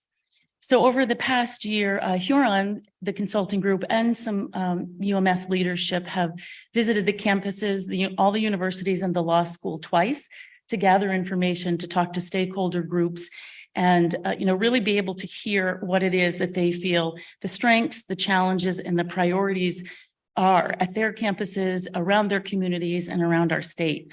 And as Chair Riley said, this work is so incredibly important because the strategic plan is something that we need to be able to articulate what it is that the system and the people that we serve believe are our priority commitments, the things that we will use when we're looking at how the students and the universities and our faculty and staff all feel like they are part of the same process and the same goals, working in the right direction towards trying to be able to be fiscally responsible, looking at academic programs that meet the learners' needs, that meet the state needs, the workforce development needs, and also really begin to look at the economic and community development initiatives that the state has and how we all become a more active partner in that working together. And if we aren't able to articulate what it is that our goals and our values are, we wouldn't have that guidepost by which we make the decisions and that we use as the discussion for how we do use the resources that we have. and continue to be fiscally responsible, and how we articulate the metrics of success. How do we know that we're moving in the right direction and that we're helping the learners, the families, the state? So this process has given us a tremendous amount of information that we received from the universities, from the law school, but also from a list of external stakeholders. That the campus has provided some names of people that we would talk to. The Board of Trustees offered names, and Huron also went out and talked to those external stakeholder groups. Again, talking about how they could partner with the university, how they could see themselves as a part of our work. So in this process, the chancellor has also been meeting regularly with vice chancellors, the presidents, and other system leadership to be able to look at the feedback and begin to form strategic commitments and value statements that we can then move forward with a plan. So I'm going to invite Vice Chancellor Jeff St. John and also Trustee Emily Kane to join me to talk about the next two phases of the work. But just on the piece with Huron, they have been helping us to, again, kind of develop themes, synthesize the information that they've received. And to date, we are about 83% through the budget. And given where we are with the committee work and the writing team work, which Jeff will talk about, I'm incredibly confident that we will come in on time and under budget for the work that we had set aside to do with the strategic planning process. But what I believe Vice Chancellor St. John will do is talk about our internal writing team that is now sort of picking up where the Huron team has left off and how they're working with Trustee Kane's group.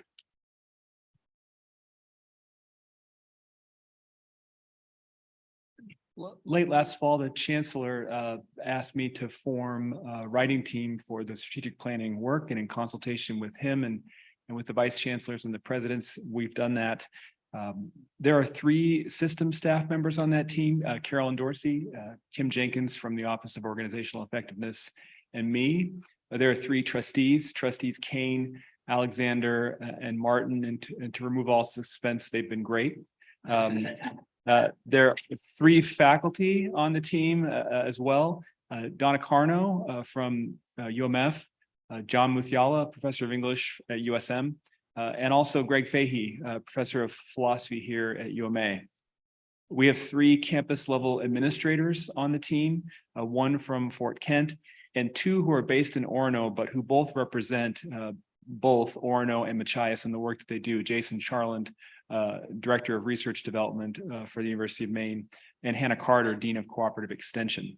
We also have 1 president, and the lucky winner there was President Rice from UMPI. And we have a student representative, thanks to President Softly, Lisa Prosienski, who's a law student and also a board student representative. So we have a high-functioning, very collegial, hardworking 14-member team with representation across our system, all of our universities and our law school.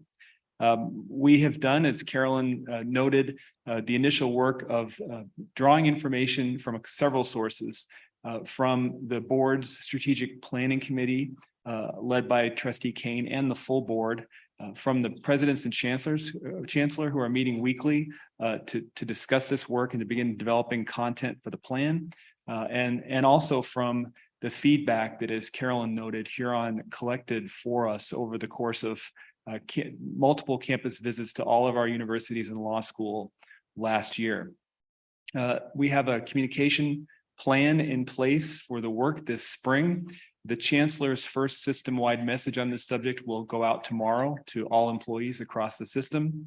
There will be 2 drafts circulated publicly during the course of the spring to all employees across the system.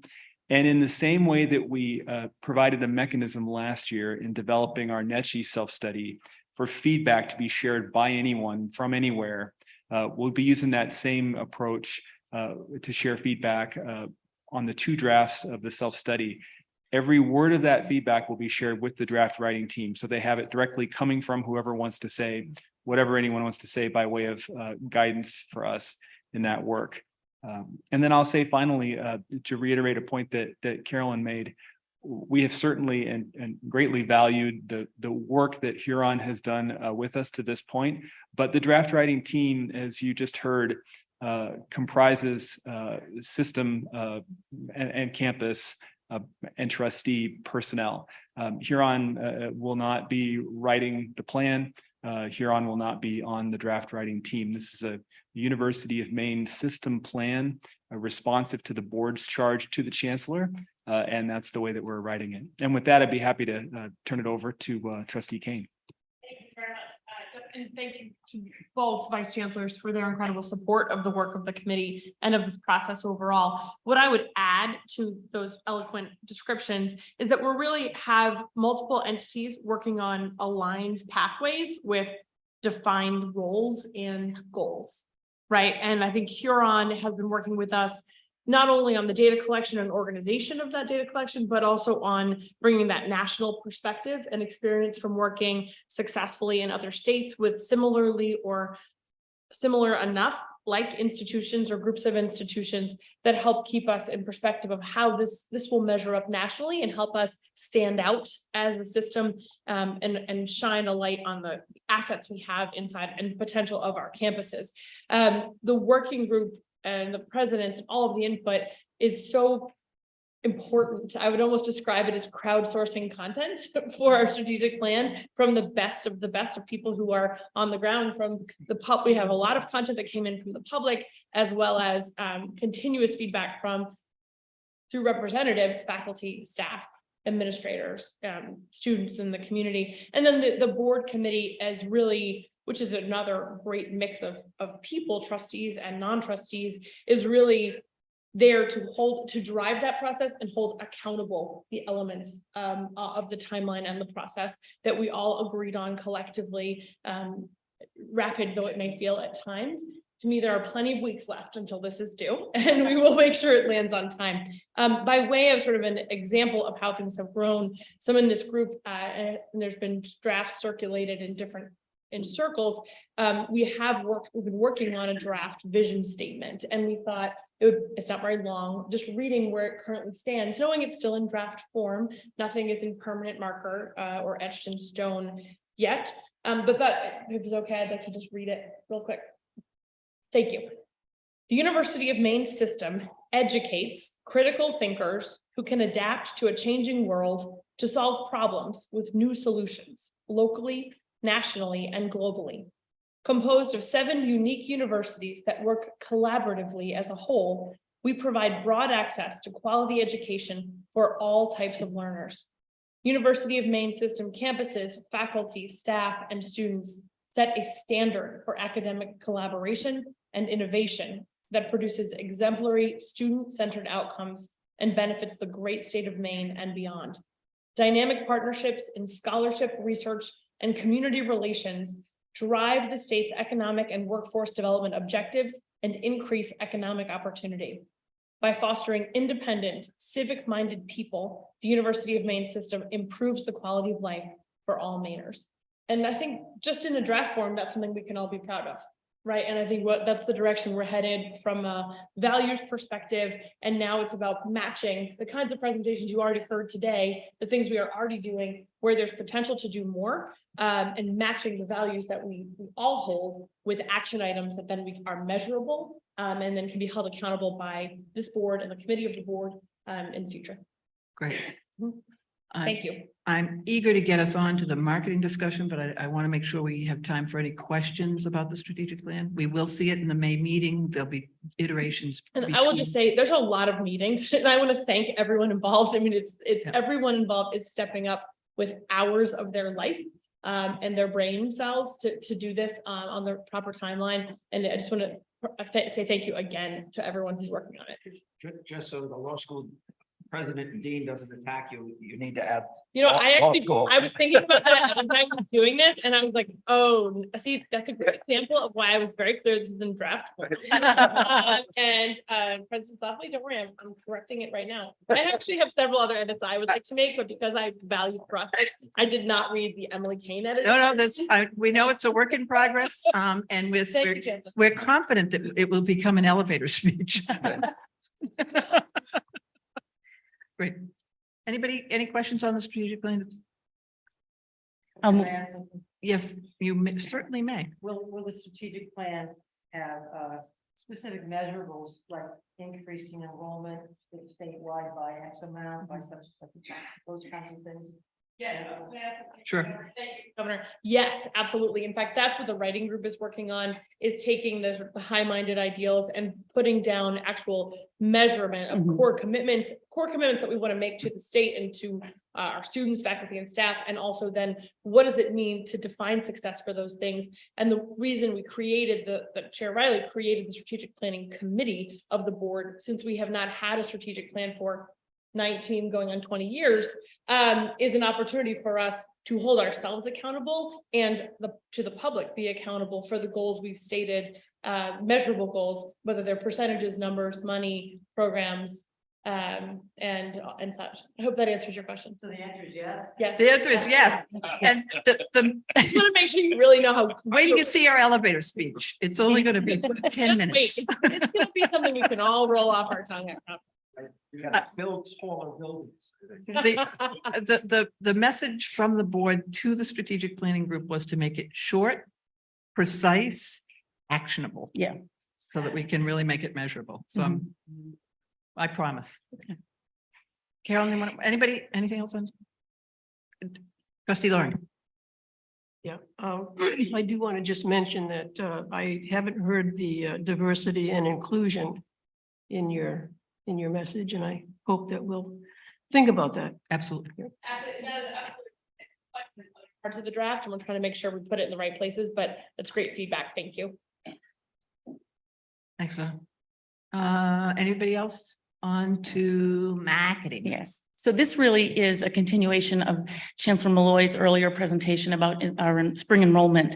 So in order to support the university level marketing and communications work, the Chancellor convened a group of folks from all of the universities and law school that relate to marketing, communications, enrollment management. They have been meeting to develop system-wide initiatives that would, again, support what the campus level groups are doing, certainly not to replace those, but to offer support to them, especially when it comes to the areas of enrollment and awareness about the University of Maine system opportunities.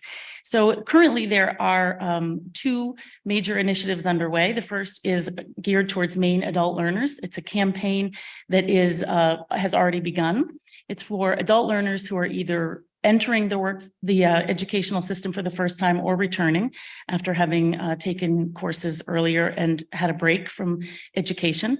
It is geared towards the types of programming that is in most demand by the adult learners and that demographic.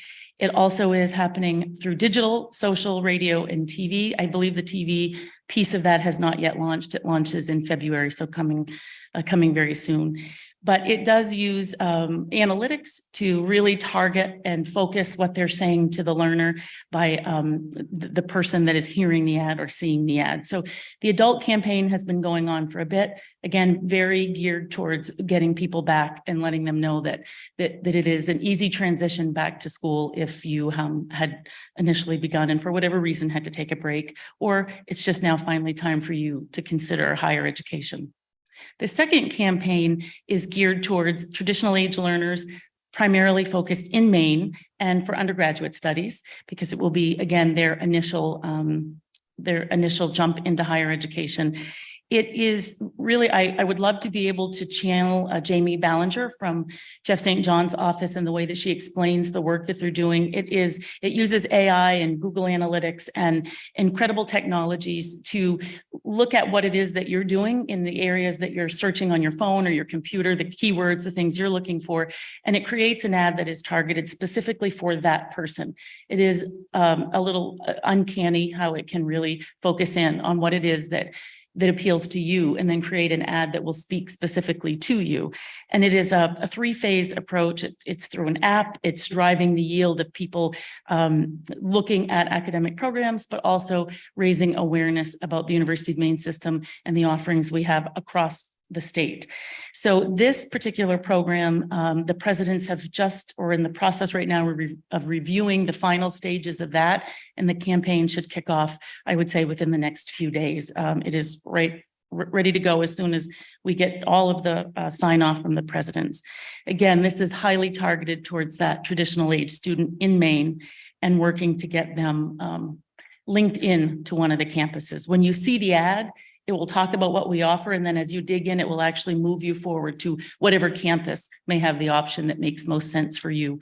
So it's been an incredibly successful collaboration. The third piece that I wanted to talk about isn't as much of a campaign, but it speaks to what President Rice mentioned earlier, but work that we're doing with early college. So Amy Hubbard, as you know, is the executive director for early college for the University of Maine system.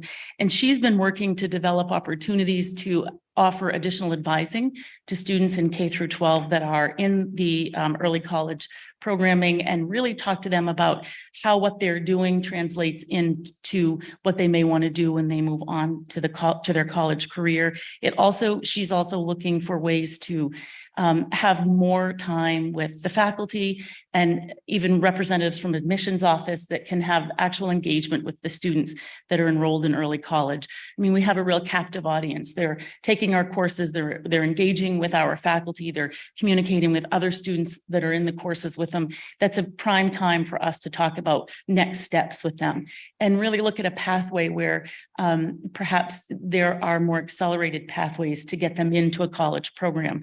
The chancellor is working right now with different enrollment folks to talk about direct admissions. I see this as the perfect group to pilot something like that on. If you're an early college student and you've received 12 or 15, I had to add 3 to 12 credit hours, then you would automatically have an early acceptance into one of the programs at the universities that would be able to offer that program to you. So there is a lot that we can do with the early college students who are already talking with us and working with us, but really making that connection to the next step to get them enrolled in a program at the university, and then down the road, the law school. So those are 3 areas, but certainly others, if anyone has any questions or would like more information. Carolyn, can I just ask, there's 150,000 people who have some in Maine. Is that the number? Some college? It used to be higher and it rose. Yeah, I was gonna say it was over 180,000. Yeah. So that's a good target. How do we, this is a tough question, but I thought I'd preempt the governor who might well be asking this. How do we know if these ads work? I mean, we will look at our enrollment numbers, but how do we know what the cause and effect? Certainly. So part of what's been laid, let me say a couple of things. Historically, the system did not play this role, with the exception of non-traditional students to an extent. But as we examined where we were and with laser-like focus on numbers, we decided that we should play a larger role in coordinating activities, not picking a winner or a loser amongst our universities, but making sure that we were communicating more broadly to the audience of people that we were attempting to attract. And with respect to the traditional students, not only will we be able to read just as every other advertiser reads what people are watching, but we also have the added the one step ahead, because we know what universities those people may have applied to, and we haven't heard from them, or they haven't accepted one of those invitations. So this is a somewhat different role the system is playing, hence the need to blaze new trails, and quite frankly, have ways to make sure that everybody's on board with this. We did go through a process with respect to a common supplier of content for all of the universities. It's been a little rocky road adjusting to that, in all fairness, but the savings are had. The deeper understanding of one company having with respect to all of Maine as opposed to a portion of Maine is an important strength as well. So for instance, I just want to say that the system is stepping forward with about $400,000 worth of largely online advertising. We did experiment last summer when we saw that we were being impacted by the switch to community colleges for good reasons for families because it was free. We exercised that period of time to try this on a much smaller scale, about $150,000, if I remember correctly. And we did see, even in that very difficult marketplace with breaking news just about every day on free college, we actually did see a larger increase. We restored our normal numbers with respect late in the day with respect to fall admissions, late fall admissions. So this has been practiced. I think what's less practiced is how do we move these things more rapidly forward. But now that the system, not only with Carolyn Dorsey involved, but with Tori now involved, I think we will build a system that can turn these things around more rapidly. And that's going to be very, very important as we see changes in the marketplace on a monthly basis. Yeah. And one of the nice pieces of the way that they're doing this advertising is we get reports, we get analytics on all of these, and it gets into the detail of, you know, how many times a person clicked on something, but even how many seconds did they wait on a particular piece. So we could go back and say, everybody got through to this point, and then they paused and some dropped off. So we can look and see what was that point and adjust what it is that we're saying or adjust what it is that we're trying to give for information. It is incredible the amount of data that we get by using this particular type of advertising, and we can adjust it on the fly. Let me just say one other thing. You're going to see a goofy ad on TV. Just get ready for that. And it's for non-traditional students. And it's kind of retro to the 1980s. So you are going to see that. This is an experiment in trying to respond to the marketplace as the marketplace is now established. Trustee McMahon. I see you targeting high school students to early college, high school graduates, and mature learners. I don't see how you're targeting community college students who are finishing 2 years. We should know who they all are. Can we have a targeted campaign to get them to transfer into UMS for the last 2 years? And so that's a conversation that actually Chancellor Malloy just initiated not too long ago, especially given now with the funding that was provided to the community college, those students that are in the pipeline, and can we create a pathway for them and target them directly, specifically to get them to come into the University of Maine system. Yeah, it is part of what we've talked about as sort of the next group of people. Yes. I love the idea of system-wide marketing. I think too often in the past has been at least the perception of sort of cannibalism among the campuses, to be frank. And I like the idea of pumping more money into this marketing, but will you be targeting out-of-state students, potential students, as well as in-state? And secondly, would you because we have a dire need in certain professions over others, like teaching, like law enforcement, like behavioral health specialists, we know that there's a dire need for certain professions over others. Will there be marketing that's targeted to those particular professions or people who or what we offer in those particular areas? Yes. And so others that are involved in the work, certainly feel free to chime in, but the answer is yes. So one of the things that we just talked about is how to, on one website that talks about the University of Maine system, do we elevate the campus presence or do we talk about programming? So it's like what you just talked about, something that really draws their attention to education or nursing or other healthcare. And then when you click on that, then it talks to you about the different programs that the universities have so that you can, go in it program wise versus maybe region or particular campus based. We've talked about that, how to do that in a way that targets people. And also the programs or the campaigns that we're doing right now, 2 of them particularly target Maine early college by nature of the way that right now it's mostly Maine students, and that one particular traditional undergraduate Maine demographic.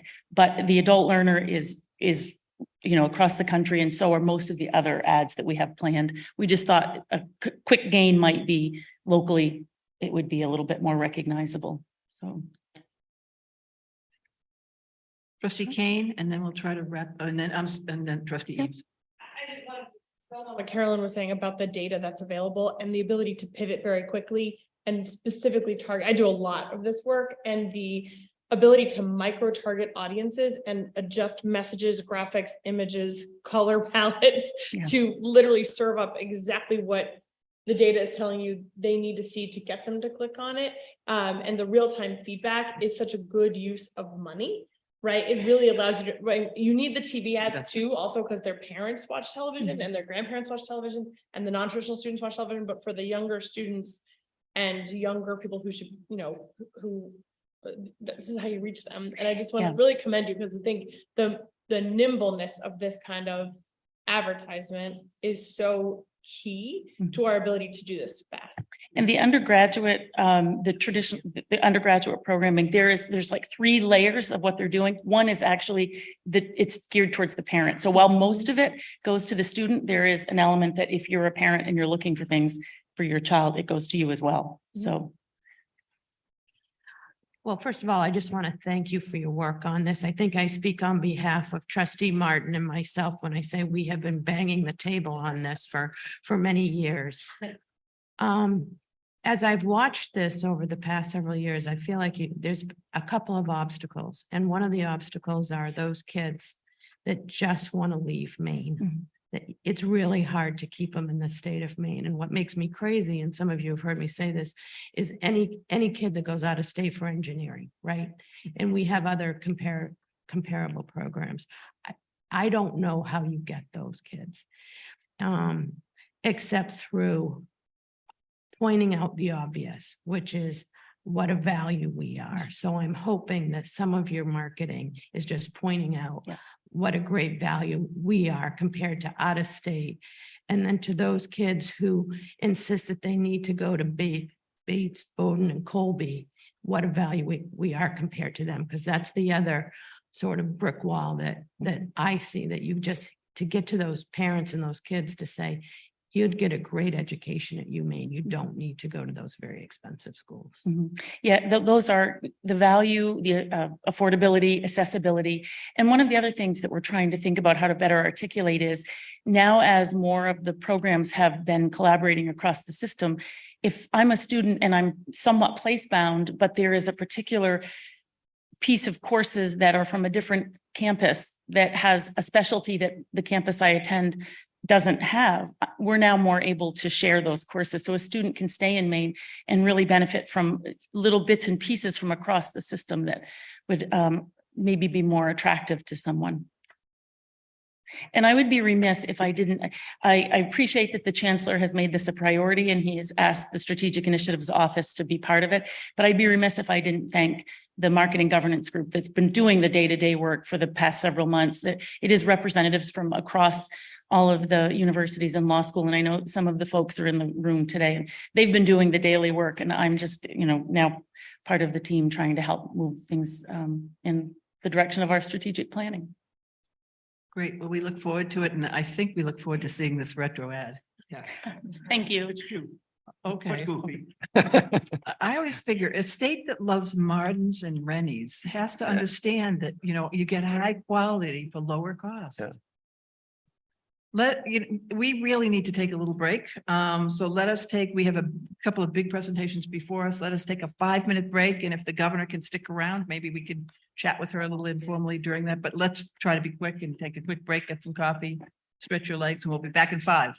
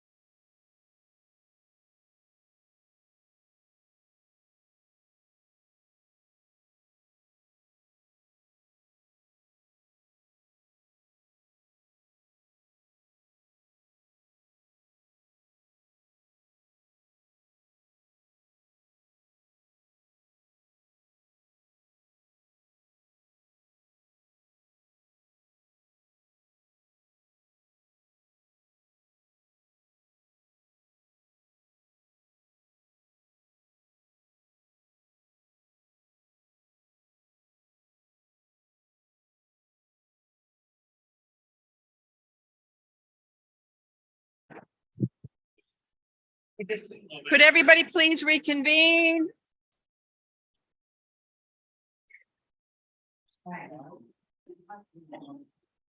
I wanted to, the governor has to leave us. I don't recall a time when the governor just dropped by a meeting, and it's wonderful to have her. And I just wanted to thank her very much for her ongoing support of higher education of the University of Maine system, and see if she wants to say anything, but I don't think she does.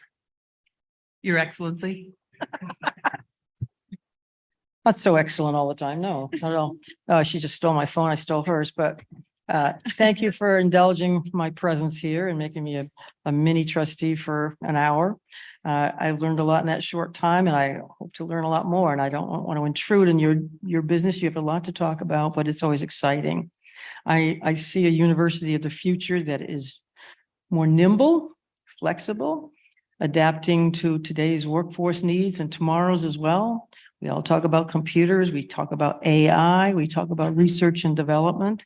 And obviously, we're talking about student enrollment as well, and attracting people to those areas and attracting people back to Maine. My motto 4 years ago remains today: welcome home.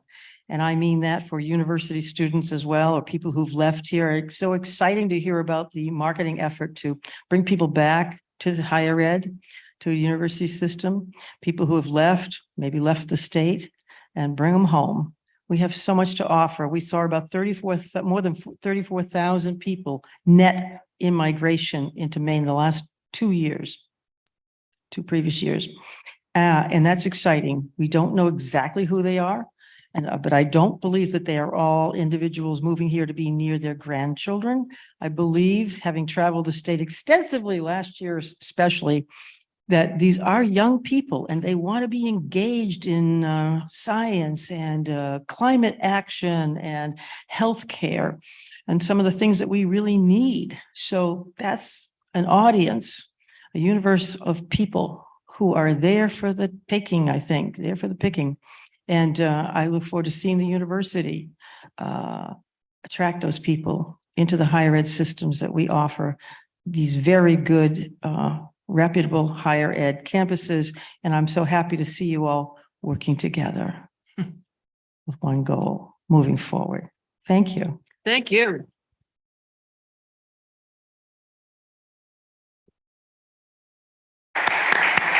Great. Let us move on to the important discussion of our finances with Vice Chancellor Lowe. And while we didn't ask him to stand earlier, he stands now, and we thank him. He stands tall and proud, and we thank him for all his work. Thank you, Mr. Chair, Madam Chair. Thanks, Ryan. Yeah. Hey, Ryan, the Bengals lost. 3 items. 3 items I wanted to cover this morning. 2 in my regular update, and then we'll move on to the budget as the next tab. First, I'll cover investment results, and then I'm going to spend a little bit of time on the core financial ratios. The managed investment pool with a market value of 347 million saw a gain of 4.9% for the month of November, followed by an estimated loss of 2% in December, bringing the fiscal year to date gain to 1.6%. The pension fund with a market value of 20 million saw a gain of 4% for the month. An estimated loss of 1.1% for November brings the pension fund year to date to a gain of 0.4%. And then finally, the operating fund with a November market value of 307 million and a more conservative asset allocation saw a gain of 1.5% for the month of November. December's estimated loss of 0.1% brings the year-to-date return to a positive 0.9%. As a result, net investment gain through the first 6 months of the fiscal year is running about 1.5 million in the positive. That is about 1.2 million below the annual budget, but a good spot to be halfway through the fiscal year, significantly better than we were last year when I gave you this same report in January. So with that, here we go, core financial ratios. So this morning, I'm going to present the annual report of the core financial ratios. As a system, we've been tracking these ratios for a little more than a decade. I think the ratios do provide an objective measure of our financial performance, allow us to identify any trends in fiscal performance. I do want to note a couple of things that are unusual about the core financial ratios that we're going to share with you today. First, a little bit of ground setting. These core financial ratios are for fiscal year 22. So we spent some time talking about the governor's budget in 24 and 25, and our next agenda item is going to be changes in 23, and I'm going to talk about 21 and 22 in this presentation as well. But what's unique in 2022, and it was also unique in 2021, is generally pandemic related, and it's really causing this significant kind of roller coaster of these ratios. So if I plotted out the investment results, they would look a lot like the ratios you're going to see here. They go up and they go down, and it's especially true since we've been in the pandemic. Significant swings in 2022. If you remember, I'm sure all of you remember my presentation last year. But 2021, we had very positive core financial ratios at nearly all of our campuses. And it was really caused by a couple of really big changes. The first one was all of the pandemic support that we were getting from the federal government had a significant impact on a lot of our campus budgets in 2021. So the flip side of that is a lot of these ratios compare one fiscal year to the next. Are we doing better this year than we were doing last year? And so, you know, if we won the lottery in 21, unless we win it again in 22, everything starts to go back down a little bit, and you're going to see some of that reflected in the numbers going forward. Another significant influencer of these ratios is market returns. So market returns have a huge impact on the system's reserves and our ability to help support campuses that are potentially struggling. They also have a significant impact on endowment returns, which you'll see in the individual campus results. So a big impact there. Two other unique changes that we had in 2021 that also impact these ratios. One is the change that we made to retiree health a few years ago. Last year, we talked about the change that had a positive change on our benefit rate, has a positive change on our OPEB liabilities. So those were positives in 21. That significant kind of one-time boost that we got in 21 goes away again in fiscal year 22, and you'll see the impact of that as well. And then finally, you know, one of the other big issues was the retirement incentive that we put in place. As the chancellor, I think, talked about earlier, certainly a benefit. We're going to see out-year benefits to our campuses, as well as the short-term benefits to that. But from a system perspective, it was a large expense. And that expense will be reflected in some of these numbers as well. So certainly a positive direction where we wanted to go, but it does show up in these results. Let me start kind of rolling through these core financial ratios. Really overall, what we're looking at is really kind of, back this up just a little bit, 4 fundamental financial questions that we ask in each one of these ratios. So we'll start with the primary reserve ratio, is really just asking the question, are resources sufficient and flexible enough to support the mission?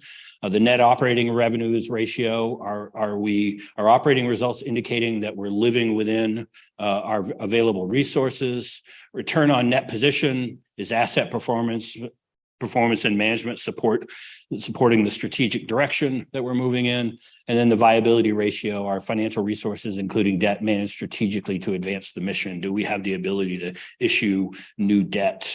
And so all of those roll up into what we call the composite financial index, which is just an overall fiscal score looking at all 4 of the individual ratios. So as I mentioned early on, we've been doing these as a system going back to roughly 2008, 2009. I'll give credit to a lot of my staff who we've kind of evolved this report over the year from a really boring text-based report with a lot of numbers to a probably a boring PowerPoint, but it is much easier to follow along, and you can see those trends as they emerge. So we'll start with the primary reserve ratio. I won't spend a ton of time on these, but again, the real kind of primary question we're looking at is how long could you operate without new resources coming in? So this is really just looking at your solvency. What do your reserves look like? The benchmark here is really, you see it right there, the 0.4, roughly 5 months. And that upward shift that you see in 21 and what you see coming back down in 22, this is what you're going to see in nearly all of the slides that I'm going to present today. It's recognizing that increase up, and then we're going to come back down. So this is still a strong benchmark for us. We are just barely below the 0.4, but still in a really strong position. Big influencers on why we went down here. Again, they're going to go back to a lot of those things I mentioned early on. Negative investment returns in 2022 significantly influenced this line. Almost a $36 million swing between what we earned in 21 and what we lost in 22. The increased spending of federal COVID dollars impacts this line. And then anytime we spend, reserves are a positive. And so to the extent that we're spending reserves to balance budgets, those reserves, those resources go away, and you start to see the numbers reflected here. What's really going to make these ones go down significantly is the fact that the University of Maine, for the first time in a while, is using some reserves to balance its budget. These charts are going to be heavily influenced by the size of our campuses. And so anything that happens at Orono, anything that happens at USM is going to really move the needle here. We still are going to track everything that happens at all of our campuses. And that's one of the reasons why we do these charts now for each of the individual campuses. But the reality is that the system chart, and you'll see it right here, is going to look remarkably like the Orono chart in nearly all of these examples.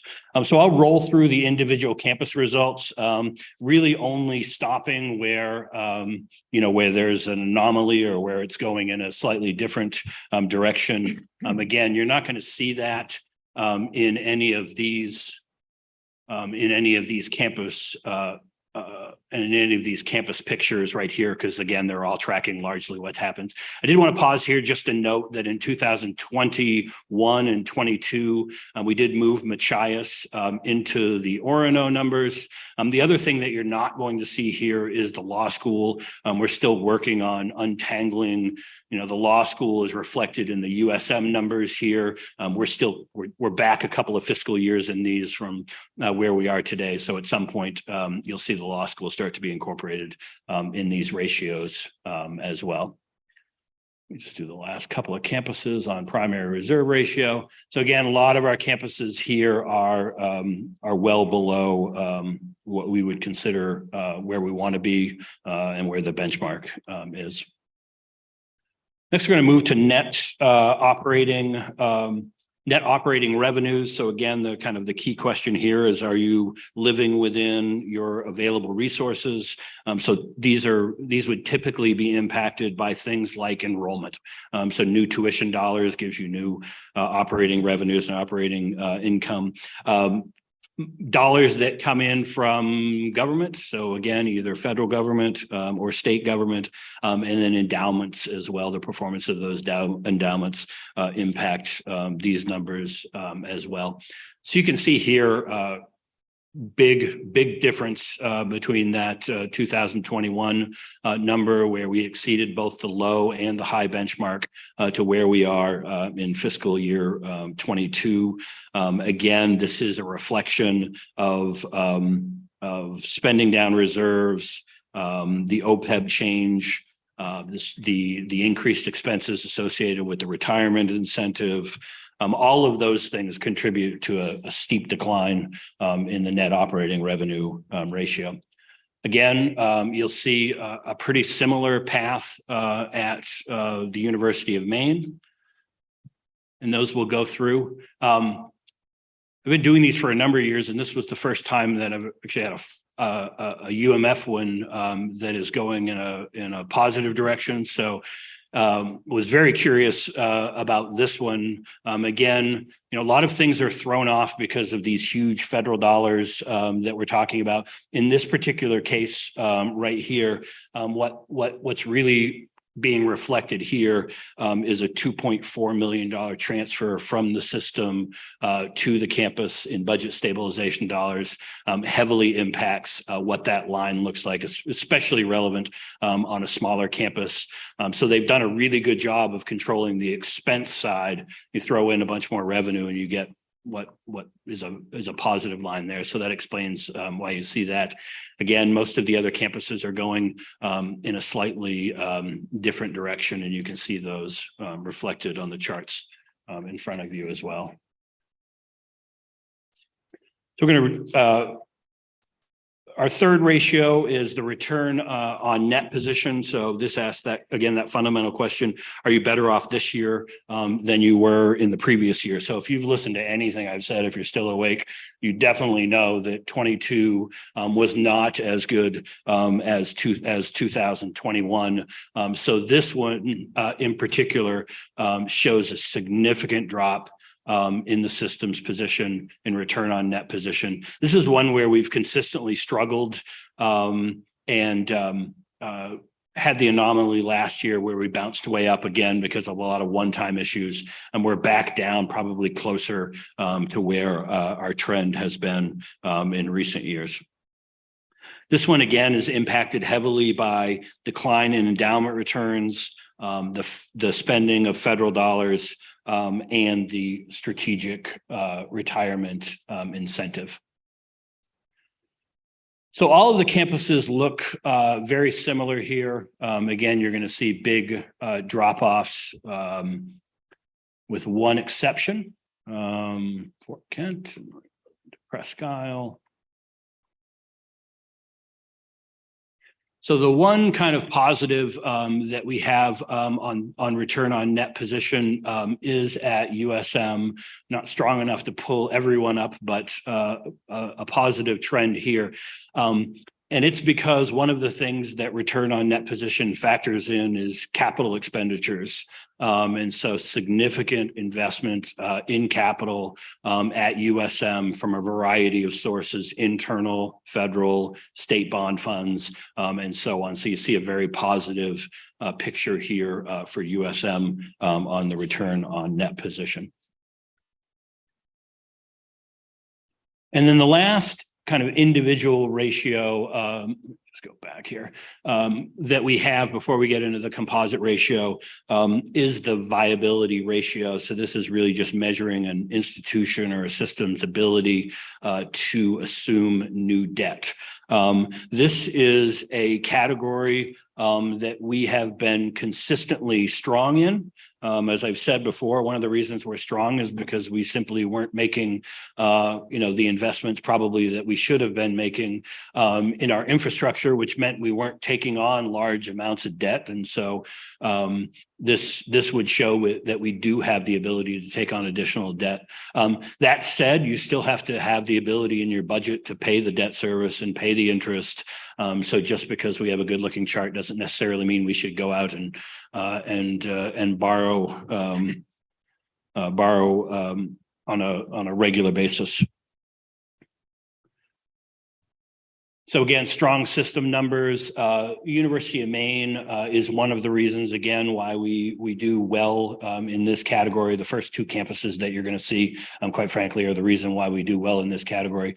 University of Maine has consistently been over the benchmark. In fact, it's been over the benchmark since we've been looking at this. And then UMA is really, literally in this case, has reset the scale on the left. And so you see really strong numbers here from UMaine. The benchmark is in that 1.25 range. You see Orono at 2.33. So that's fabulous. Look at the scale here for UMA. We've had to adjust it up to the 40s over on the right side, which is a reflection of a couple of really positive things. I mean, one is they don't have residence halls, which is quite frankly where a lot of our campuses accrue some of that debt. But they manage their budget well. They consistently bring their budget into balance. They have strong reserves for a campus of their size, or for their budget size. They have strong reserves. And so really, really great numbers here at UMA. Most of the other campuses, I think, are generally about where you would expect. Presque Isle is our other campus that's at or near the benchmark.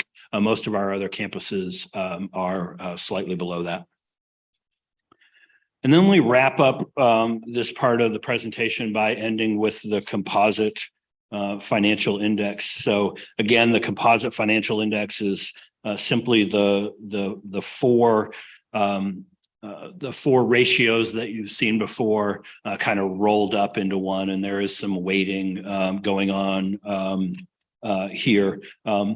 But what you see looking at the system number, again, is we're down from an all-time high in 2021 to 2.7. But again, still just barely below the benchmark. So overall, in a pretty strong position. I'll go through the individual campuses.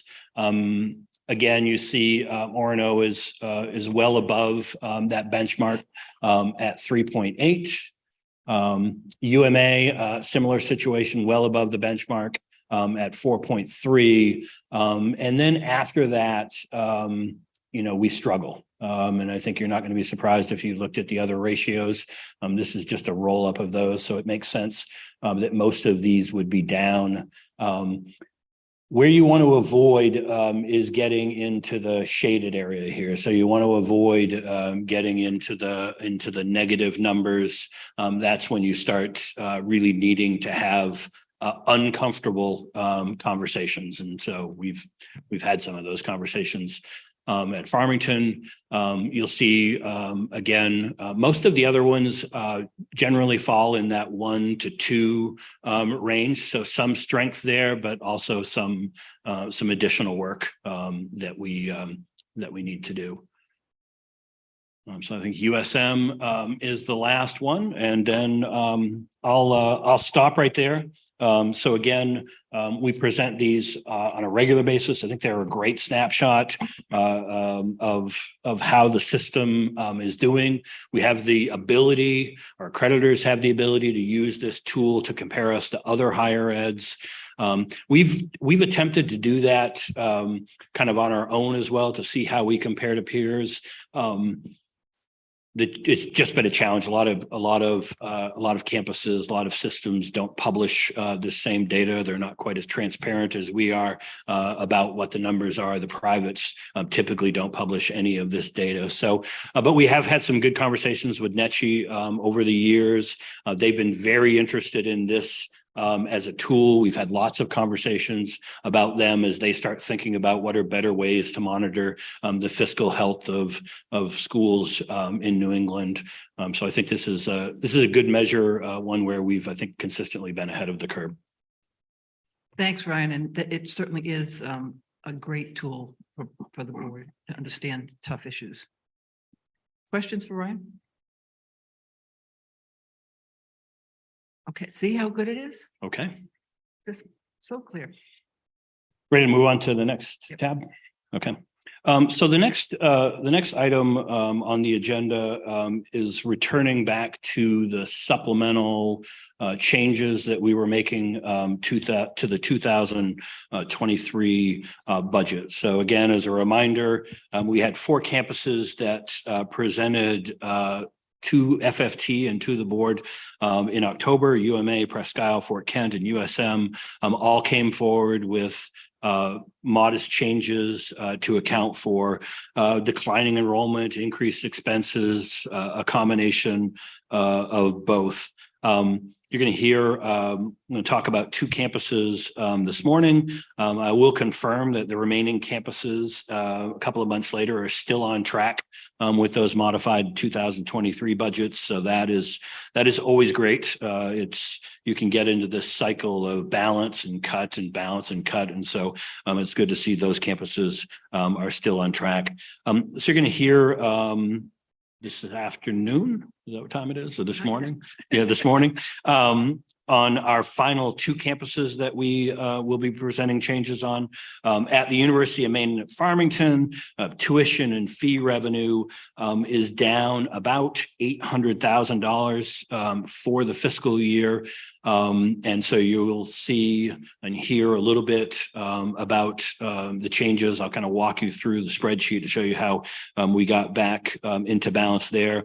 At the University of Maine, that number was closer to 15 million. Again, as I mentioned in my last presentation, the numbers feel bigger, but as a percentage of the budget, it's actually a relatively modest number, consistent and actually smaller than a lot of the campuses that you saw in October. Both of those, typically when we have tuition and when we miss our tuition and fee targets, it also means we have room and board shortfalls. And so we have proposals for both of those campuses as well. The solutions are pretty consistent with what you saw from other campuses in October. They are largely one-time in nature, which will make for some difficult conversations that we've anticipated in the 2024 budget. But again, the reality, I've mentioned this a number of times, we're 6 months into this fiscal year. We are a people heavy organization. And so when you need to make deep reductions mid-year, it's really hard to do that when most of your choices are just people. Even if you want to go in that direction, it typically takes a lot longer than 6 months for you to ever realize any savings. So the savings that we're going to present are one time, and I think that's actually, quite frankly, what we expected.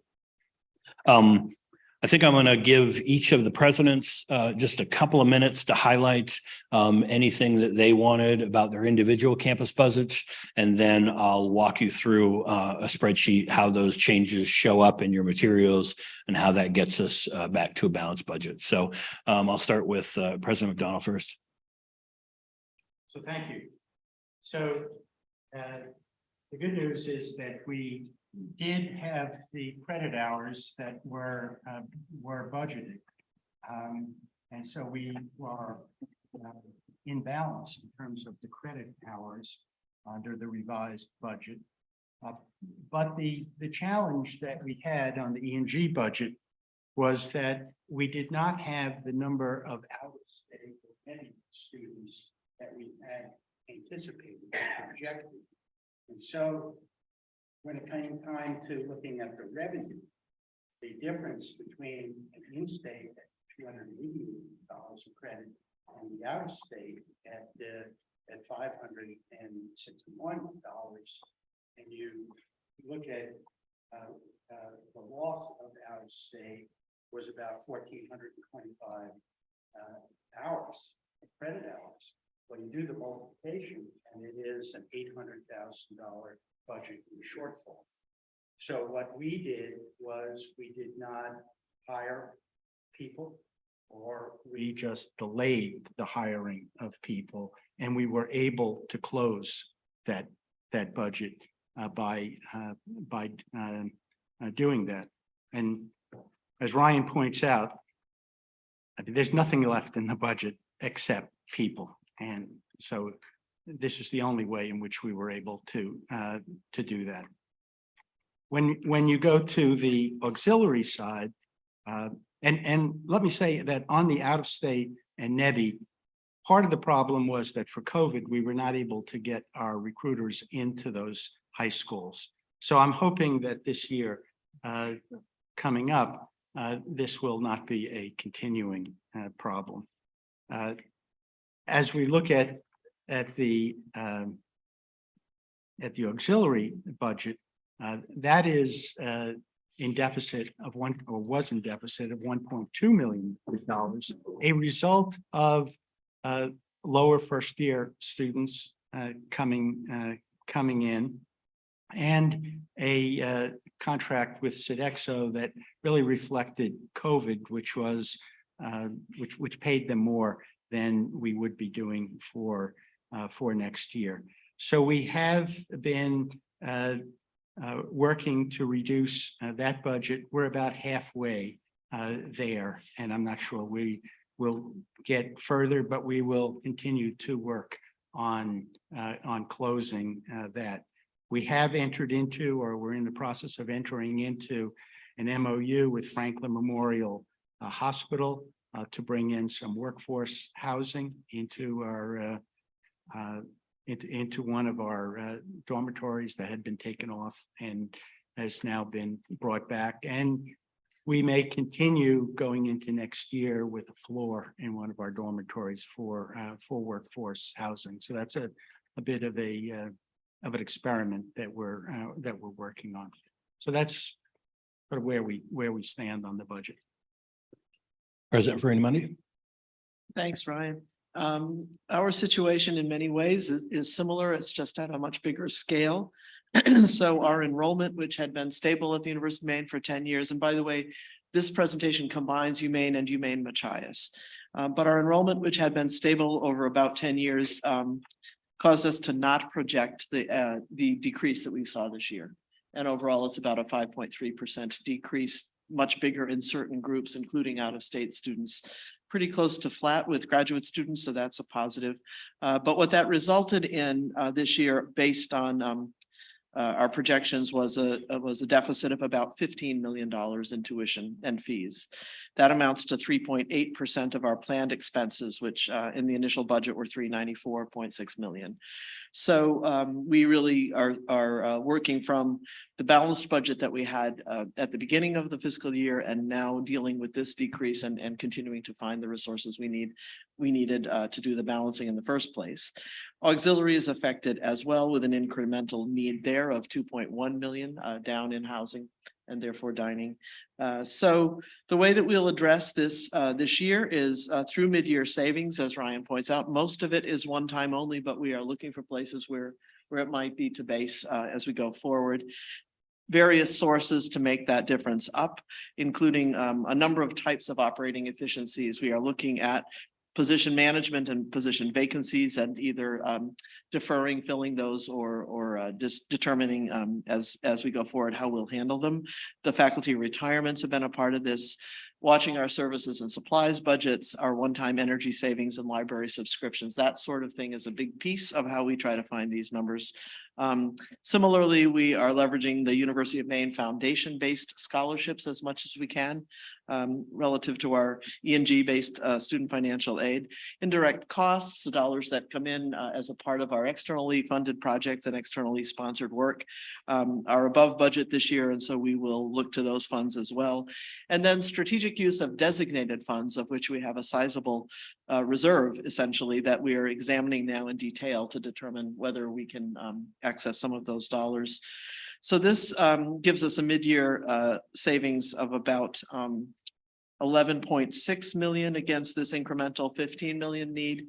And we are requesting to use an additional 4.3 million from our E&G reserves, which are at 32.6, if I have that right.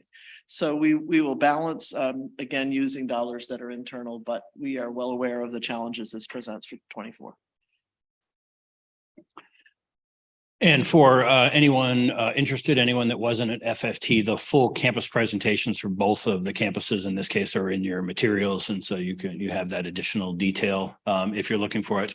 And what I thought I'd wrap up this piece and just again show you in your budget materials how all of these come back together. We'll start with the University of Maine.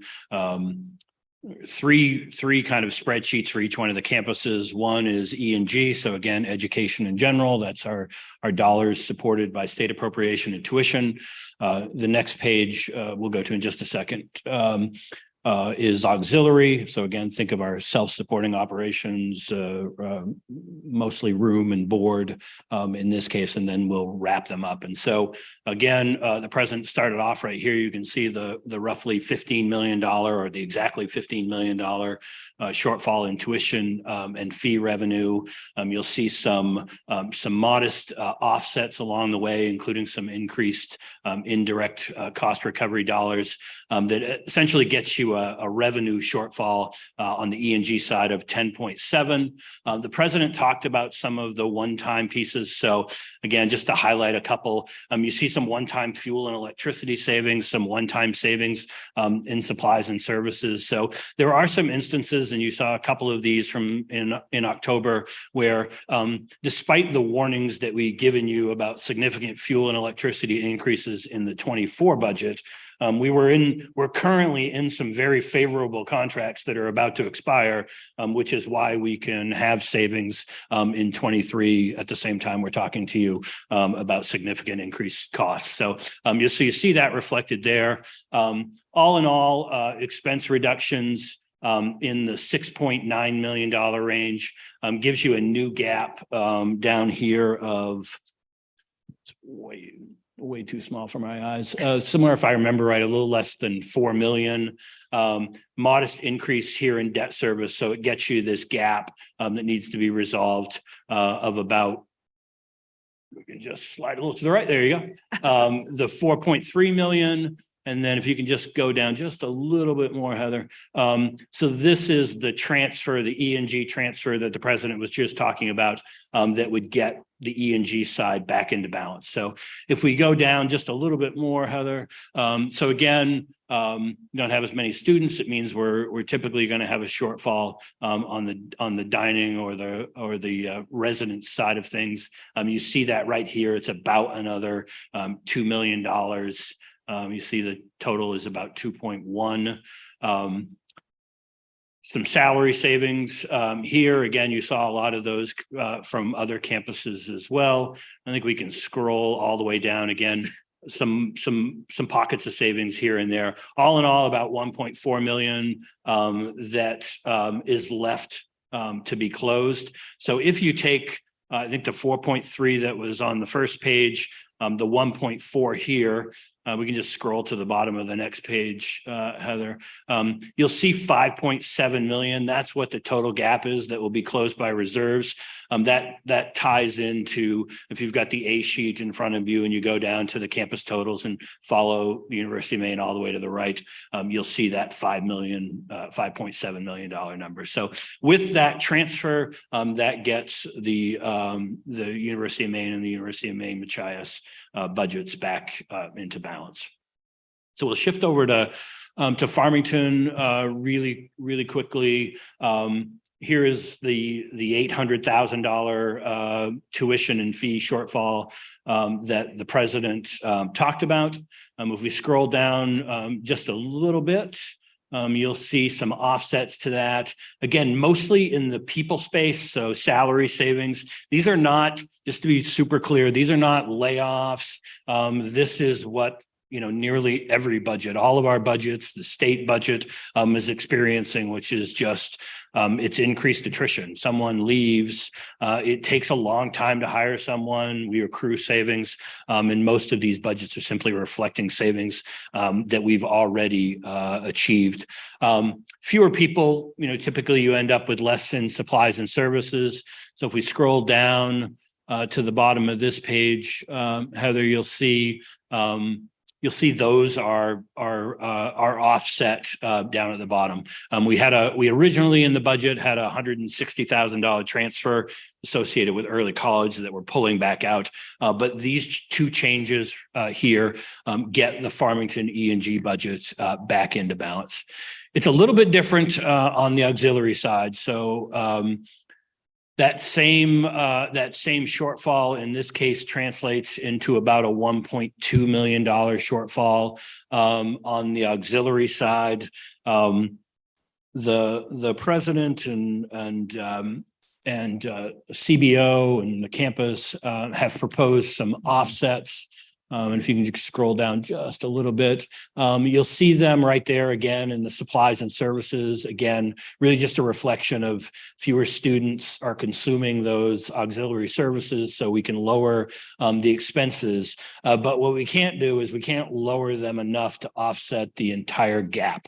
And so you'll see at the bottom of this page that we still have about a $655,000 auxiliary gap in Farmington. If you keep scrolling, since we solved the E&G one, we still have that $655,000 gap in the combined auxiliary and E&G as well.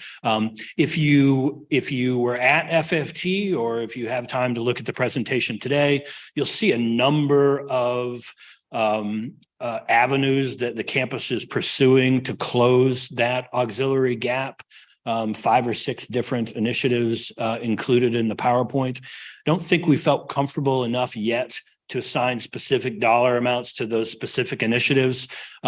So we are leaving right now a gap of $655,091. What we have asked the president and the CBO to do is provide regular updates to the chancellor at least monthly as part of the budget memos that all of the campuses provide the chancellor. And our goal is, that those initiatives will come to fruition and that this gap will close before the end of the fiscal year.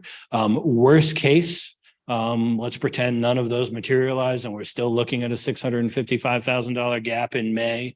The chancellor and I will come to you in May with a solution to close that gap. We're not going to leave that gap through the end of the year, but we do want to give the campus a little bit more opportunity to work on some of those auxiliary initiatives that you saw. So we anticipate, again, worst case, we'll be back in front of you in May, but in the meantime, we'll provide regular updates to FFT. They're going to be meeting frequently as part of the budgets. So they'll meet in March, April, and again at the end of April. So we'll do regular updates on our progress in those discussions as well with the committee. So with that, I think I'll stop there and happy to take any questions on that. Any questions? Seeing none, we'll go to the resolution. Oh, sorry, I'm sorry. Professor Chalk. So I just had a quick question. Are there ways that the board, chancellor's office, and sort of the upper echelons of the UMaine system can kind of share the pain of what could be budget cuts in the future? One thing just quickly came to mind is scrutinizing, say, the cost of a board of trustees meeting and maybe staggering those from like every 4 months and doing Zoom in between. But I'd just be curious if you had any thoughts on that. As a board, we have thought about that, and the value of in-person meetings and the opportunity to meet with you all is pretty strong. But it is part of what we're thinking about as we think of our own budget. It has saved us considerably to be able to do committee meetings by Zoom.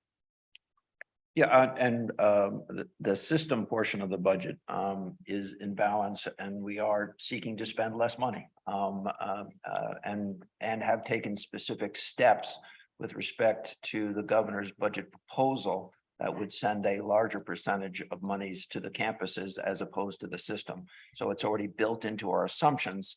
It's up to you to get that through the legislature. Yeah, and you'll see, we'll go into much more detail when we present the 2024 budget. So we're almost flipping a page now over to 24. We'll be talking we're doing a lot of work, as the chancellor said, behind the scenes on that, but we'll be talking about that more publicly, the specific things that we're doing all across the system. I should also add that the systems delving into marketing more directly than ever before does come at an expense, and even with that additional expense, we'll be spending less. And we're Chair Cates of the Finance and Facilities and Technology Committee is looking hard at the trustees' own budget, and we're always open to any ideas anybody has about how we can save money. Any other questions, comments on the budget? If not, we will go to the resolution that the Board of Trustees accepts the recommendation of the FFT Committee and approves the FY 2023 UMaine and UMF proposed operating budget revisions. Moved by trustee Kane, seconded by trustee Eames. All those in favor, any further discussion? All those in favor? All those opposed? Motion carries. Thank you very much. Oh, and I'm sorry, trustee Alexander, we have to get you formally. You have to say something. Yeah, I gather my raised hand isn't sufficient. The answer is yes. Thank you.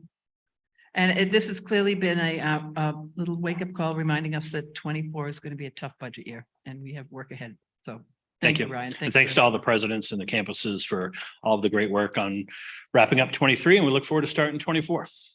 Great. Okay. Let's move on to honorary degrees. And before we do so and turn it over to President Zekas, I got a text from the governor who said she enjoyed meeting with you. She thanks us for the opportunity. And she forgot to remind us to let us know that she was an adjunct professor at UMA and taught criminal law 10 years ago. So she wanted you to know that. So can I turn to you for honorary degree? Is that right? Who am I turning to? No, I'm sorry. They're turning to me. Can I turn to me for honorary degree nominations? Yes, I think I will. We have before us, honorary degrees for 2024 are confidential. We want to give the campuses enough time to obviously contact those individuals and to make arrangements. But I do have a resolution before me. The board has seen these wonderful people and has a text before us that the board approves the 2024 nominations for honorary degrees as presented. Do I have a motion? So moved. Moved by trustee Kane, seconded by the trustee Dobson. All those in favor? All those opposed? Phew. Now I can turn to, I think now. And I'm Oh, and I yes have too. Barbara. Trustee Alexander. Sorry. Okay, I'm losing my place. Here we are. Now we are on tab 10, confirmation of Board of Visitors appointments for UMA. Thank you. We have two nominations for UMA's Board of Visitors that have, I think will increase and basically give us a really a more robust Board of Visitors. We had a lot of turnover and over the last couple of things. Two of them was Sumia Tiber, who is the Director of Statewide Payroll here at the state of Maine. Her expertise, is obviously here in the Capitol. We like connections with the state government. Also is that we've been looking to connect more with the Capital Area New Mainers folks, and she is on the Board of Directors, and we're excited about that. The other one is Patricia Bernier, who is Vice President at Bath Savings Institution, and of her, again, connecting with businesses in where we have our centers as well as just in the state in general is good for us. Also, her expertise is also in cybersecurity for financial institutions, which lines up very strongly with our cybersecurity efforts. I have these two recommendations for the board. Thank you. Any questions of the president?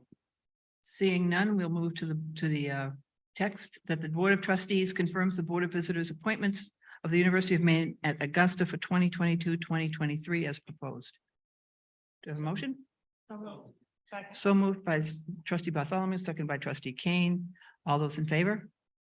All those opposed? Trustee Alexander? Yes. Thank you very much. Let's turn to tab 11. We're talking about a new University of Maine program, part of the initiative to double the enrollment of engineers to fill workforce needs over the next 10 years. I think last meeting, we approved the industrial engineering new program at USM. This is the human-centered technology design, the ASA, because we weren't really sure what that was. No. The ASA committee did have some questions, and we're pleased to be able to have Vice Chancellor St. John and President Freddie Mundy respond. Chair Riley, so as you noted, this proposal came before the ASA at its January meeting.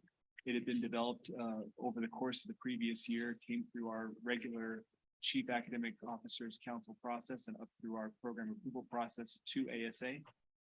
During the ASA meeting discussion, there was a request for clarification in a couple of areas, considerably well-developed amplification of the original proposal, which was itself well-developed, came forward for the board's consideration.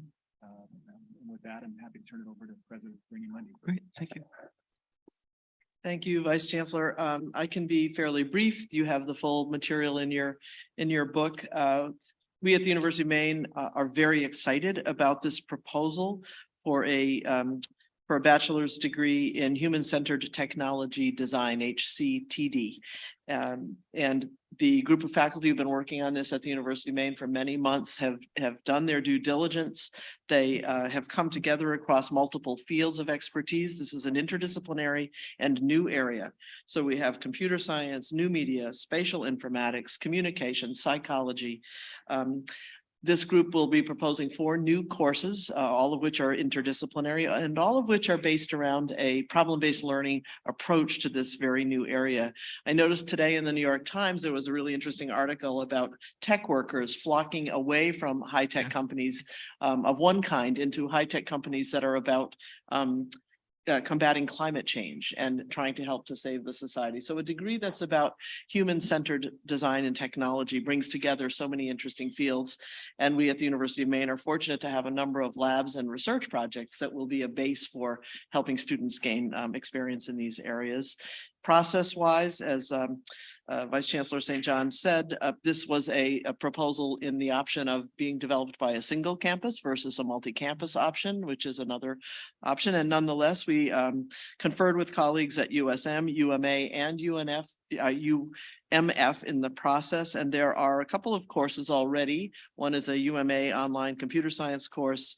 Another is a face-to-face Python course at USM, another programming course.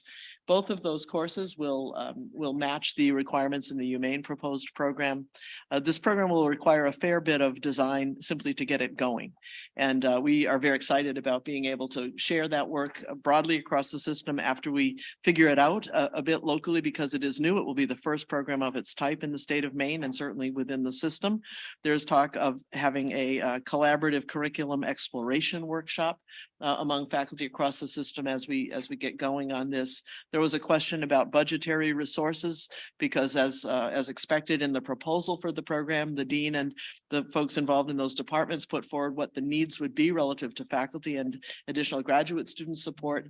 That consideration has come through to my office and will be considered as we determine our own internal budgeting next year and prioritize appropriately as needed to be sure that those resources are available to the involved departments when the time comes. As Trustee Riley mentions, this is all about growing our numbers of engineering and computing professionals in the state of Maine in a coming area. The Burning Glass numbers are really quite stunning in terms of the numbers of possible openings here. And at the same time, we're able to put together a program that will draw heavily on work that we already have going on. So we're very excited about it. We expect at the steady state, this to be about 140 students. If we look at both internal transfers that we would expect coming from our own programs at UMaine into this program, as well as additional students coming in at about a rate of 35 per year. That's our projection. So we're very pleased to have this come before you. Great, thank you. President Zekas. Echo my support for this program. UMA does a fair bit of computing, and what we appreciated was that they reached out early. We discussed where they overlap. I will just say, as in another role as a computer scientist, I've seen the trends. I know this is the right program for it. And what's interesting about computing in general from a curricular point of view is that what's new today becomes common in core tomorrow. And so although many of us probably don't have the faculty to support this by ourselves or that, that's why it's being started at the University of Maine at Orono. But over a period of time, we do see opportunities for us to work together. And so making sure we align transfer what we have existing already, and the opportunity to double for our main College of Engineering and Computing efforts, I think are the right way to go, and I support this 100%. Great, thank you. President Edmondson. I will not be quite as eloquent as my colleague, President Sakis, but I also want it to be known that the University of Southern Maine also is very supportive of this program and for the reasons President Sakis has said. Great, thank you. Any other comments? Any other comments? Trustee Yeah, Alexander, You could put me on the list. you're on. Oh, excuse me. I would like to say that I found that the information that is now available to me that I apologize, I did not know about yesterday when I spoke about this to a number of people. And I'd like to apologize to President Joan about my comments because they were made in ignorance of the existence of the January 19th, 2023 document that you are looking at here to supplement and explain and react to some issues that were discussed at the ASA committee meeting at which this program first came forward. So the issue, and I did raise these issues. My concern then was not the value of the program or in any way suggesting we should not pursue it, but there were some aspects to the document I was looking at that raised questions that have now been the subject of this further material that you have in front of you. And I do very much appreciate the work that went into producing the additional material. It is my understanding that this cover memo would accompany the board certification of the program should it be voted appropriately. And I certainly intend to do that. So again, I apologize for having missed the material. I went directly to the old tab with regard to the document we had already looked at, and I just didn't see, maybe my COVID memory here was a problem. I apologize. But so I think we're moving forward in exactly in a way that I find very appreciative and responsible. Thank you. Thank you so much. And that Trustee, that appreciate that. that is in the record. So we are looking at the same document and we will make sure that it's clear. With that, any further discussion? Let me read the resolution that the Board of Trustees approves the Bachelor of Science in Human-Centered Technology Design at the University of Maine at Orono. Moved by Trustee Kane, seconded by Trustee Dobson, because that's what they do. All those in favor? All those opposed? It's a Trustee Alexander. Yeah. Let me say yes, please. Thank you. Thank you. It is very complicated and very exciting, and we appreciate the chance to get a little bit more information about it. Appreciate this. Great. This conversation. Thank you. Okay, great. Thank you. And let's move on to tab 12, the establishment of a new endowed professorship in public policy at USM. President Edmondson. And so I'll be brief. You have the information in your materials, but this new endowed professorship will be in public policy. It will be housed in the Muskie School, and it will be $1 million gift that will help to support the hiring of a full professor for the Muskie School. Pending approval of the board, there'll be a public announcement about the sponsor of the gift and the naming of the professorship tentatively. Well, it's scheduled for tomorrow pending approval. So. Any questions? If not, I'll read the proposal that the Board of Trustees accepts the recommendation of the FFT committee and approves the authorization of the University of Maine system acting through the University of Southern Maine to establish a new professorship in public policy with the naming details to be announced publicly at a later date. Can I have a motion? Trustee Kane. Trustee Dobson, all those in favor? All those opposed? Trustee Alexander? Yes, please. Thank you. It is, you can go on with your event. Why don't we move on to tab 13, the Deering Farmhouse, and I think Vice Chancellor Lowe will kick us off. Thank you. So just a little bit of context on this one. This is a proposal we talked extensively about at FFT. It is $2 million to renovate, relocate Deering Farmhouse. Important to note, the project will start construction pending approval in March or April of 2023, with expected completion in summer of 2025. I give you that information because it means that the project spans 3 different fiscal years. So the initial $500,000 that FFT approved was part of the USM FY23 capital plan. And the plan was that the remaining 1.5 million would be covered in fiscal years 24 and 25. The original plan was to fund that balance from E&G resources. As I said, really great conversation with the committee last week or the week before. The committee asked us to look at alternative funding sources with a focus on either philanthropy or historic preservation resources. So I know the president is committed to exploring those options, and we'll provide a brief update after my comments. We are requesting today you approve the resolution as drafted. We will work with the president. We've committed to the FFT committee that we would do regular updates there, and that we would not move forward with any additional E&G expenditures outside of this 500,000 without coming back to the FFT committee and getting specific authorization for that. So with that, I think I'd defer to the president for any comments that she wants to add, and then happy to answer questions. This restoration project is an important standalone project, and it represents a key historic asset that has fallen into disrepair on one of USM's campuses. It's also a key aspect of our Center for the Arts planning, as the farmhouse sits in the planned Center for the Arts proposed footprint and would house music school administrative space. We have explored private donations. The USM Foundation, we are beginning to, I should say, the USM Foundation screened some of our alumni, and there were 109 potential prospects identified with a total combined capacity of over $12 million. But I am told that historic restoration is a hard sell in terms of philanthropic work. And so it's something that we will continue to explore and pursue. We have also begun to look at other foundations that have historic or architectural interests. One possibility is the Belvedere Historic Preservation Grant, which is made available through Maine Community Foundation. We will continue to look into options such as that. So I will stop there. If you have further questions, I think Ryan explained well our plan for funding. Great, thank you. And it's been well discussed in FFT. Other questions, comments? Seeing none.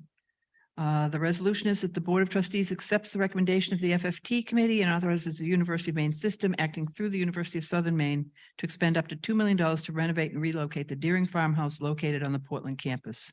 Is there a motion by somebody else besides Trustee Kane? Trustee Flood, and Trustee Dobson and Trustee Flood is second. All those in favor? All those opposed? The motion passes. No, it doesn't. Trustee Alexander, I remembered. Trustee Alexander? Yes. Thank you. Okay, let's move on to tab 14. We're catching up. This is great. This is the confirmation of the student representative to the Board of Trustees, Andrew Seal from USM, and Jackie is about to introduce us to him in absentia. I am. So Andrew Seal is a sophomore majoring in economics at USM. He is a member of the cross-country team and the track and field team. And I, in fact, got to see him run an indoor track meet on Saturday. And this young man is fast. I'm very proud of him. But he was recently recognized for his outstanding athletic and academic achievements with a William B. Weiss Scholar Athlete Award. He's originally from Glenburn, Maine. He's committed to bolstering student engagement at USM and is eager to learn more about how he can support the work of the board and the broader USM community. And in fact, I had 2 emails from him after the track meet on Saturday, telling me how eager he is to join this board. And so we look forward to having him participate with your approval. Great, thank you. Any comments, questions?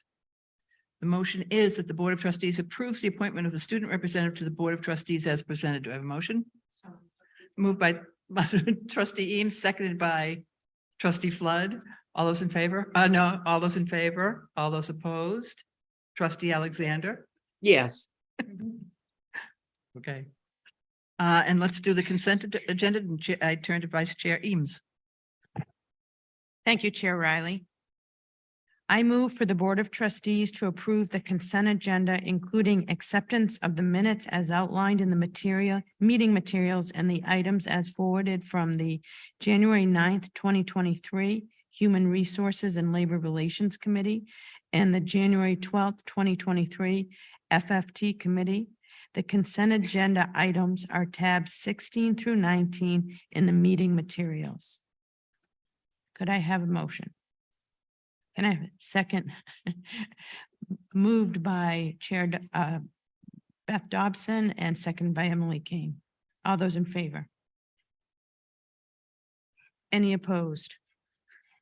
Trustee Alexander. Yes, thank you. Thank you.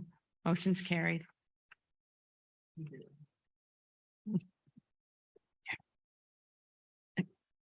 We have one final agenda before lunch. Ellen is in the uncomfortable position of presenting the policy on policies. And let me just remind everybody that we have convened a committee on our own bylaws, looking at our bylaws. Barbara Reed Alexander is chairing that.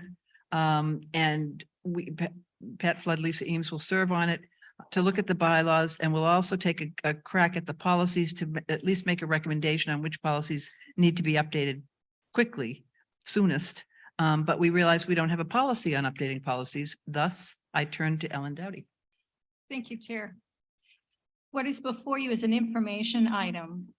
It's basically instructions on how to develop a board policy. We currently develop board policies on an ad hoc informal basis, which is not helpful for folks in the background making proposals.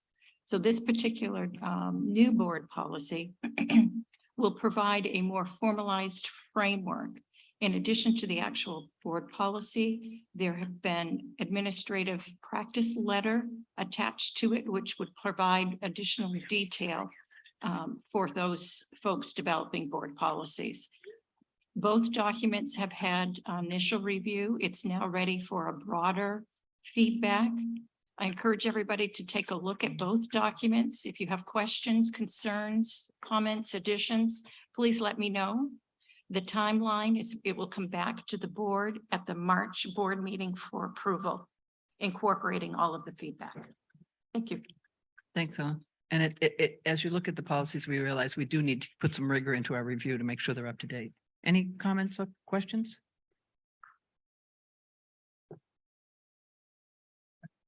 Okay, is there anything else? I want to make sure that we don't leave with anything any burning issues on the part of any trustee or any of the presidents that we might need to consider for future, or have any other comments or questions for the good of the university?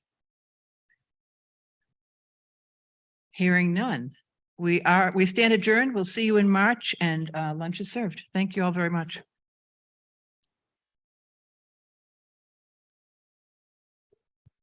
Trish, it's Barb. I just had a quick question. Barbara, I didn't see you. Trustee I'm sorry, Alexander? I just had a quick question.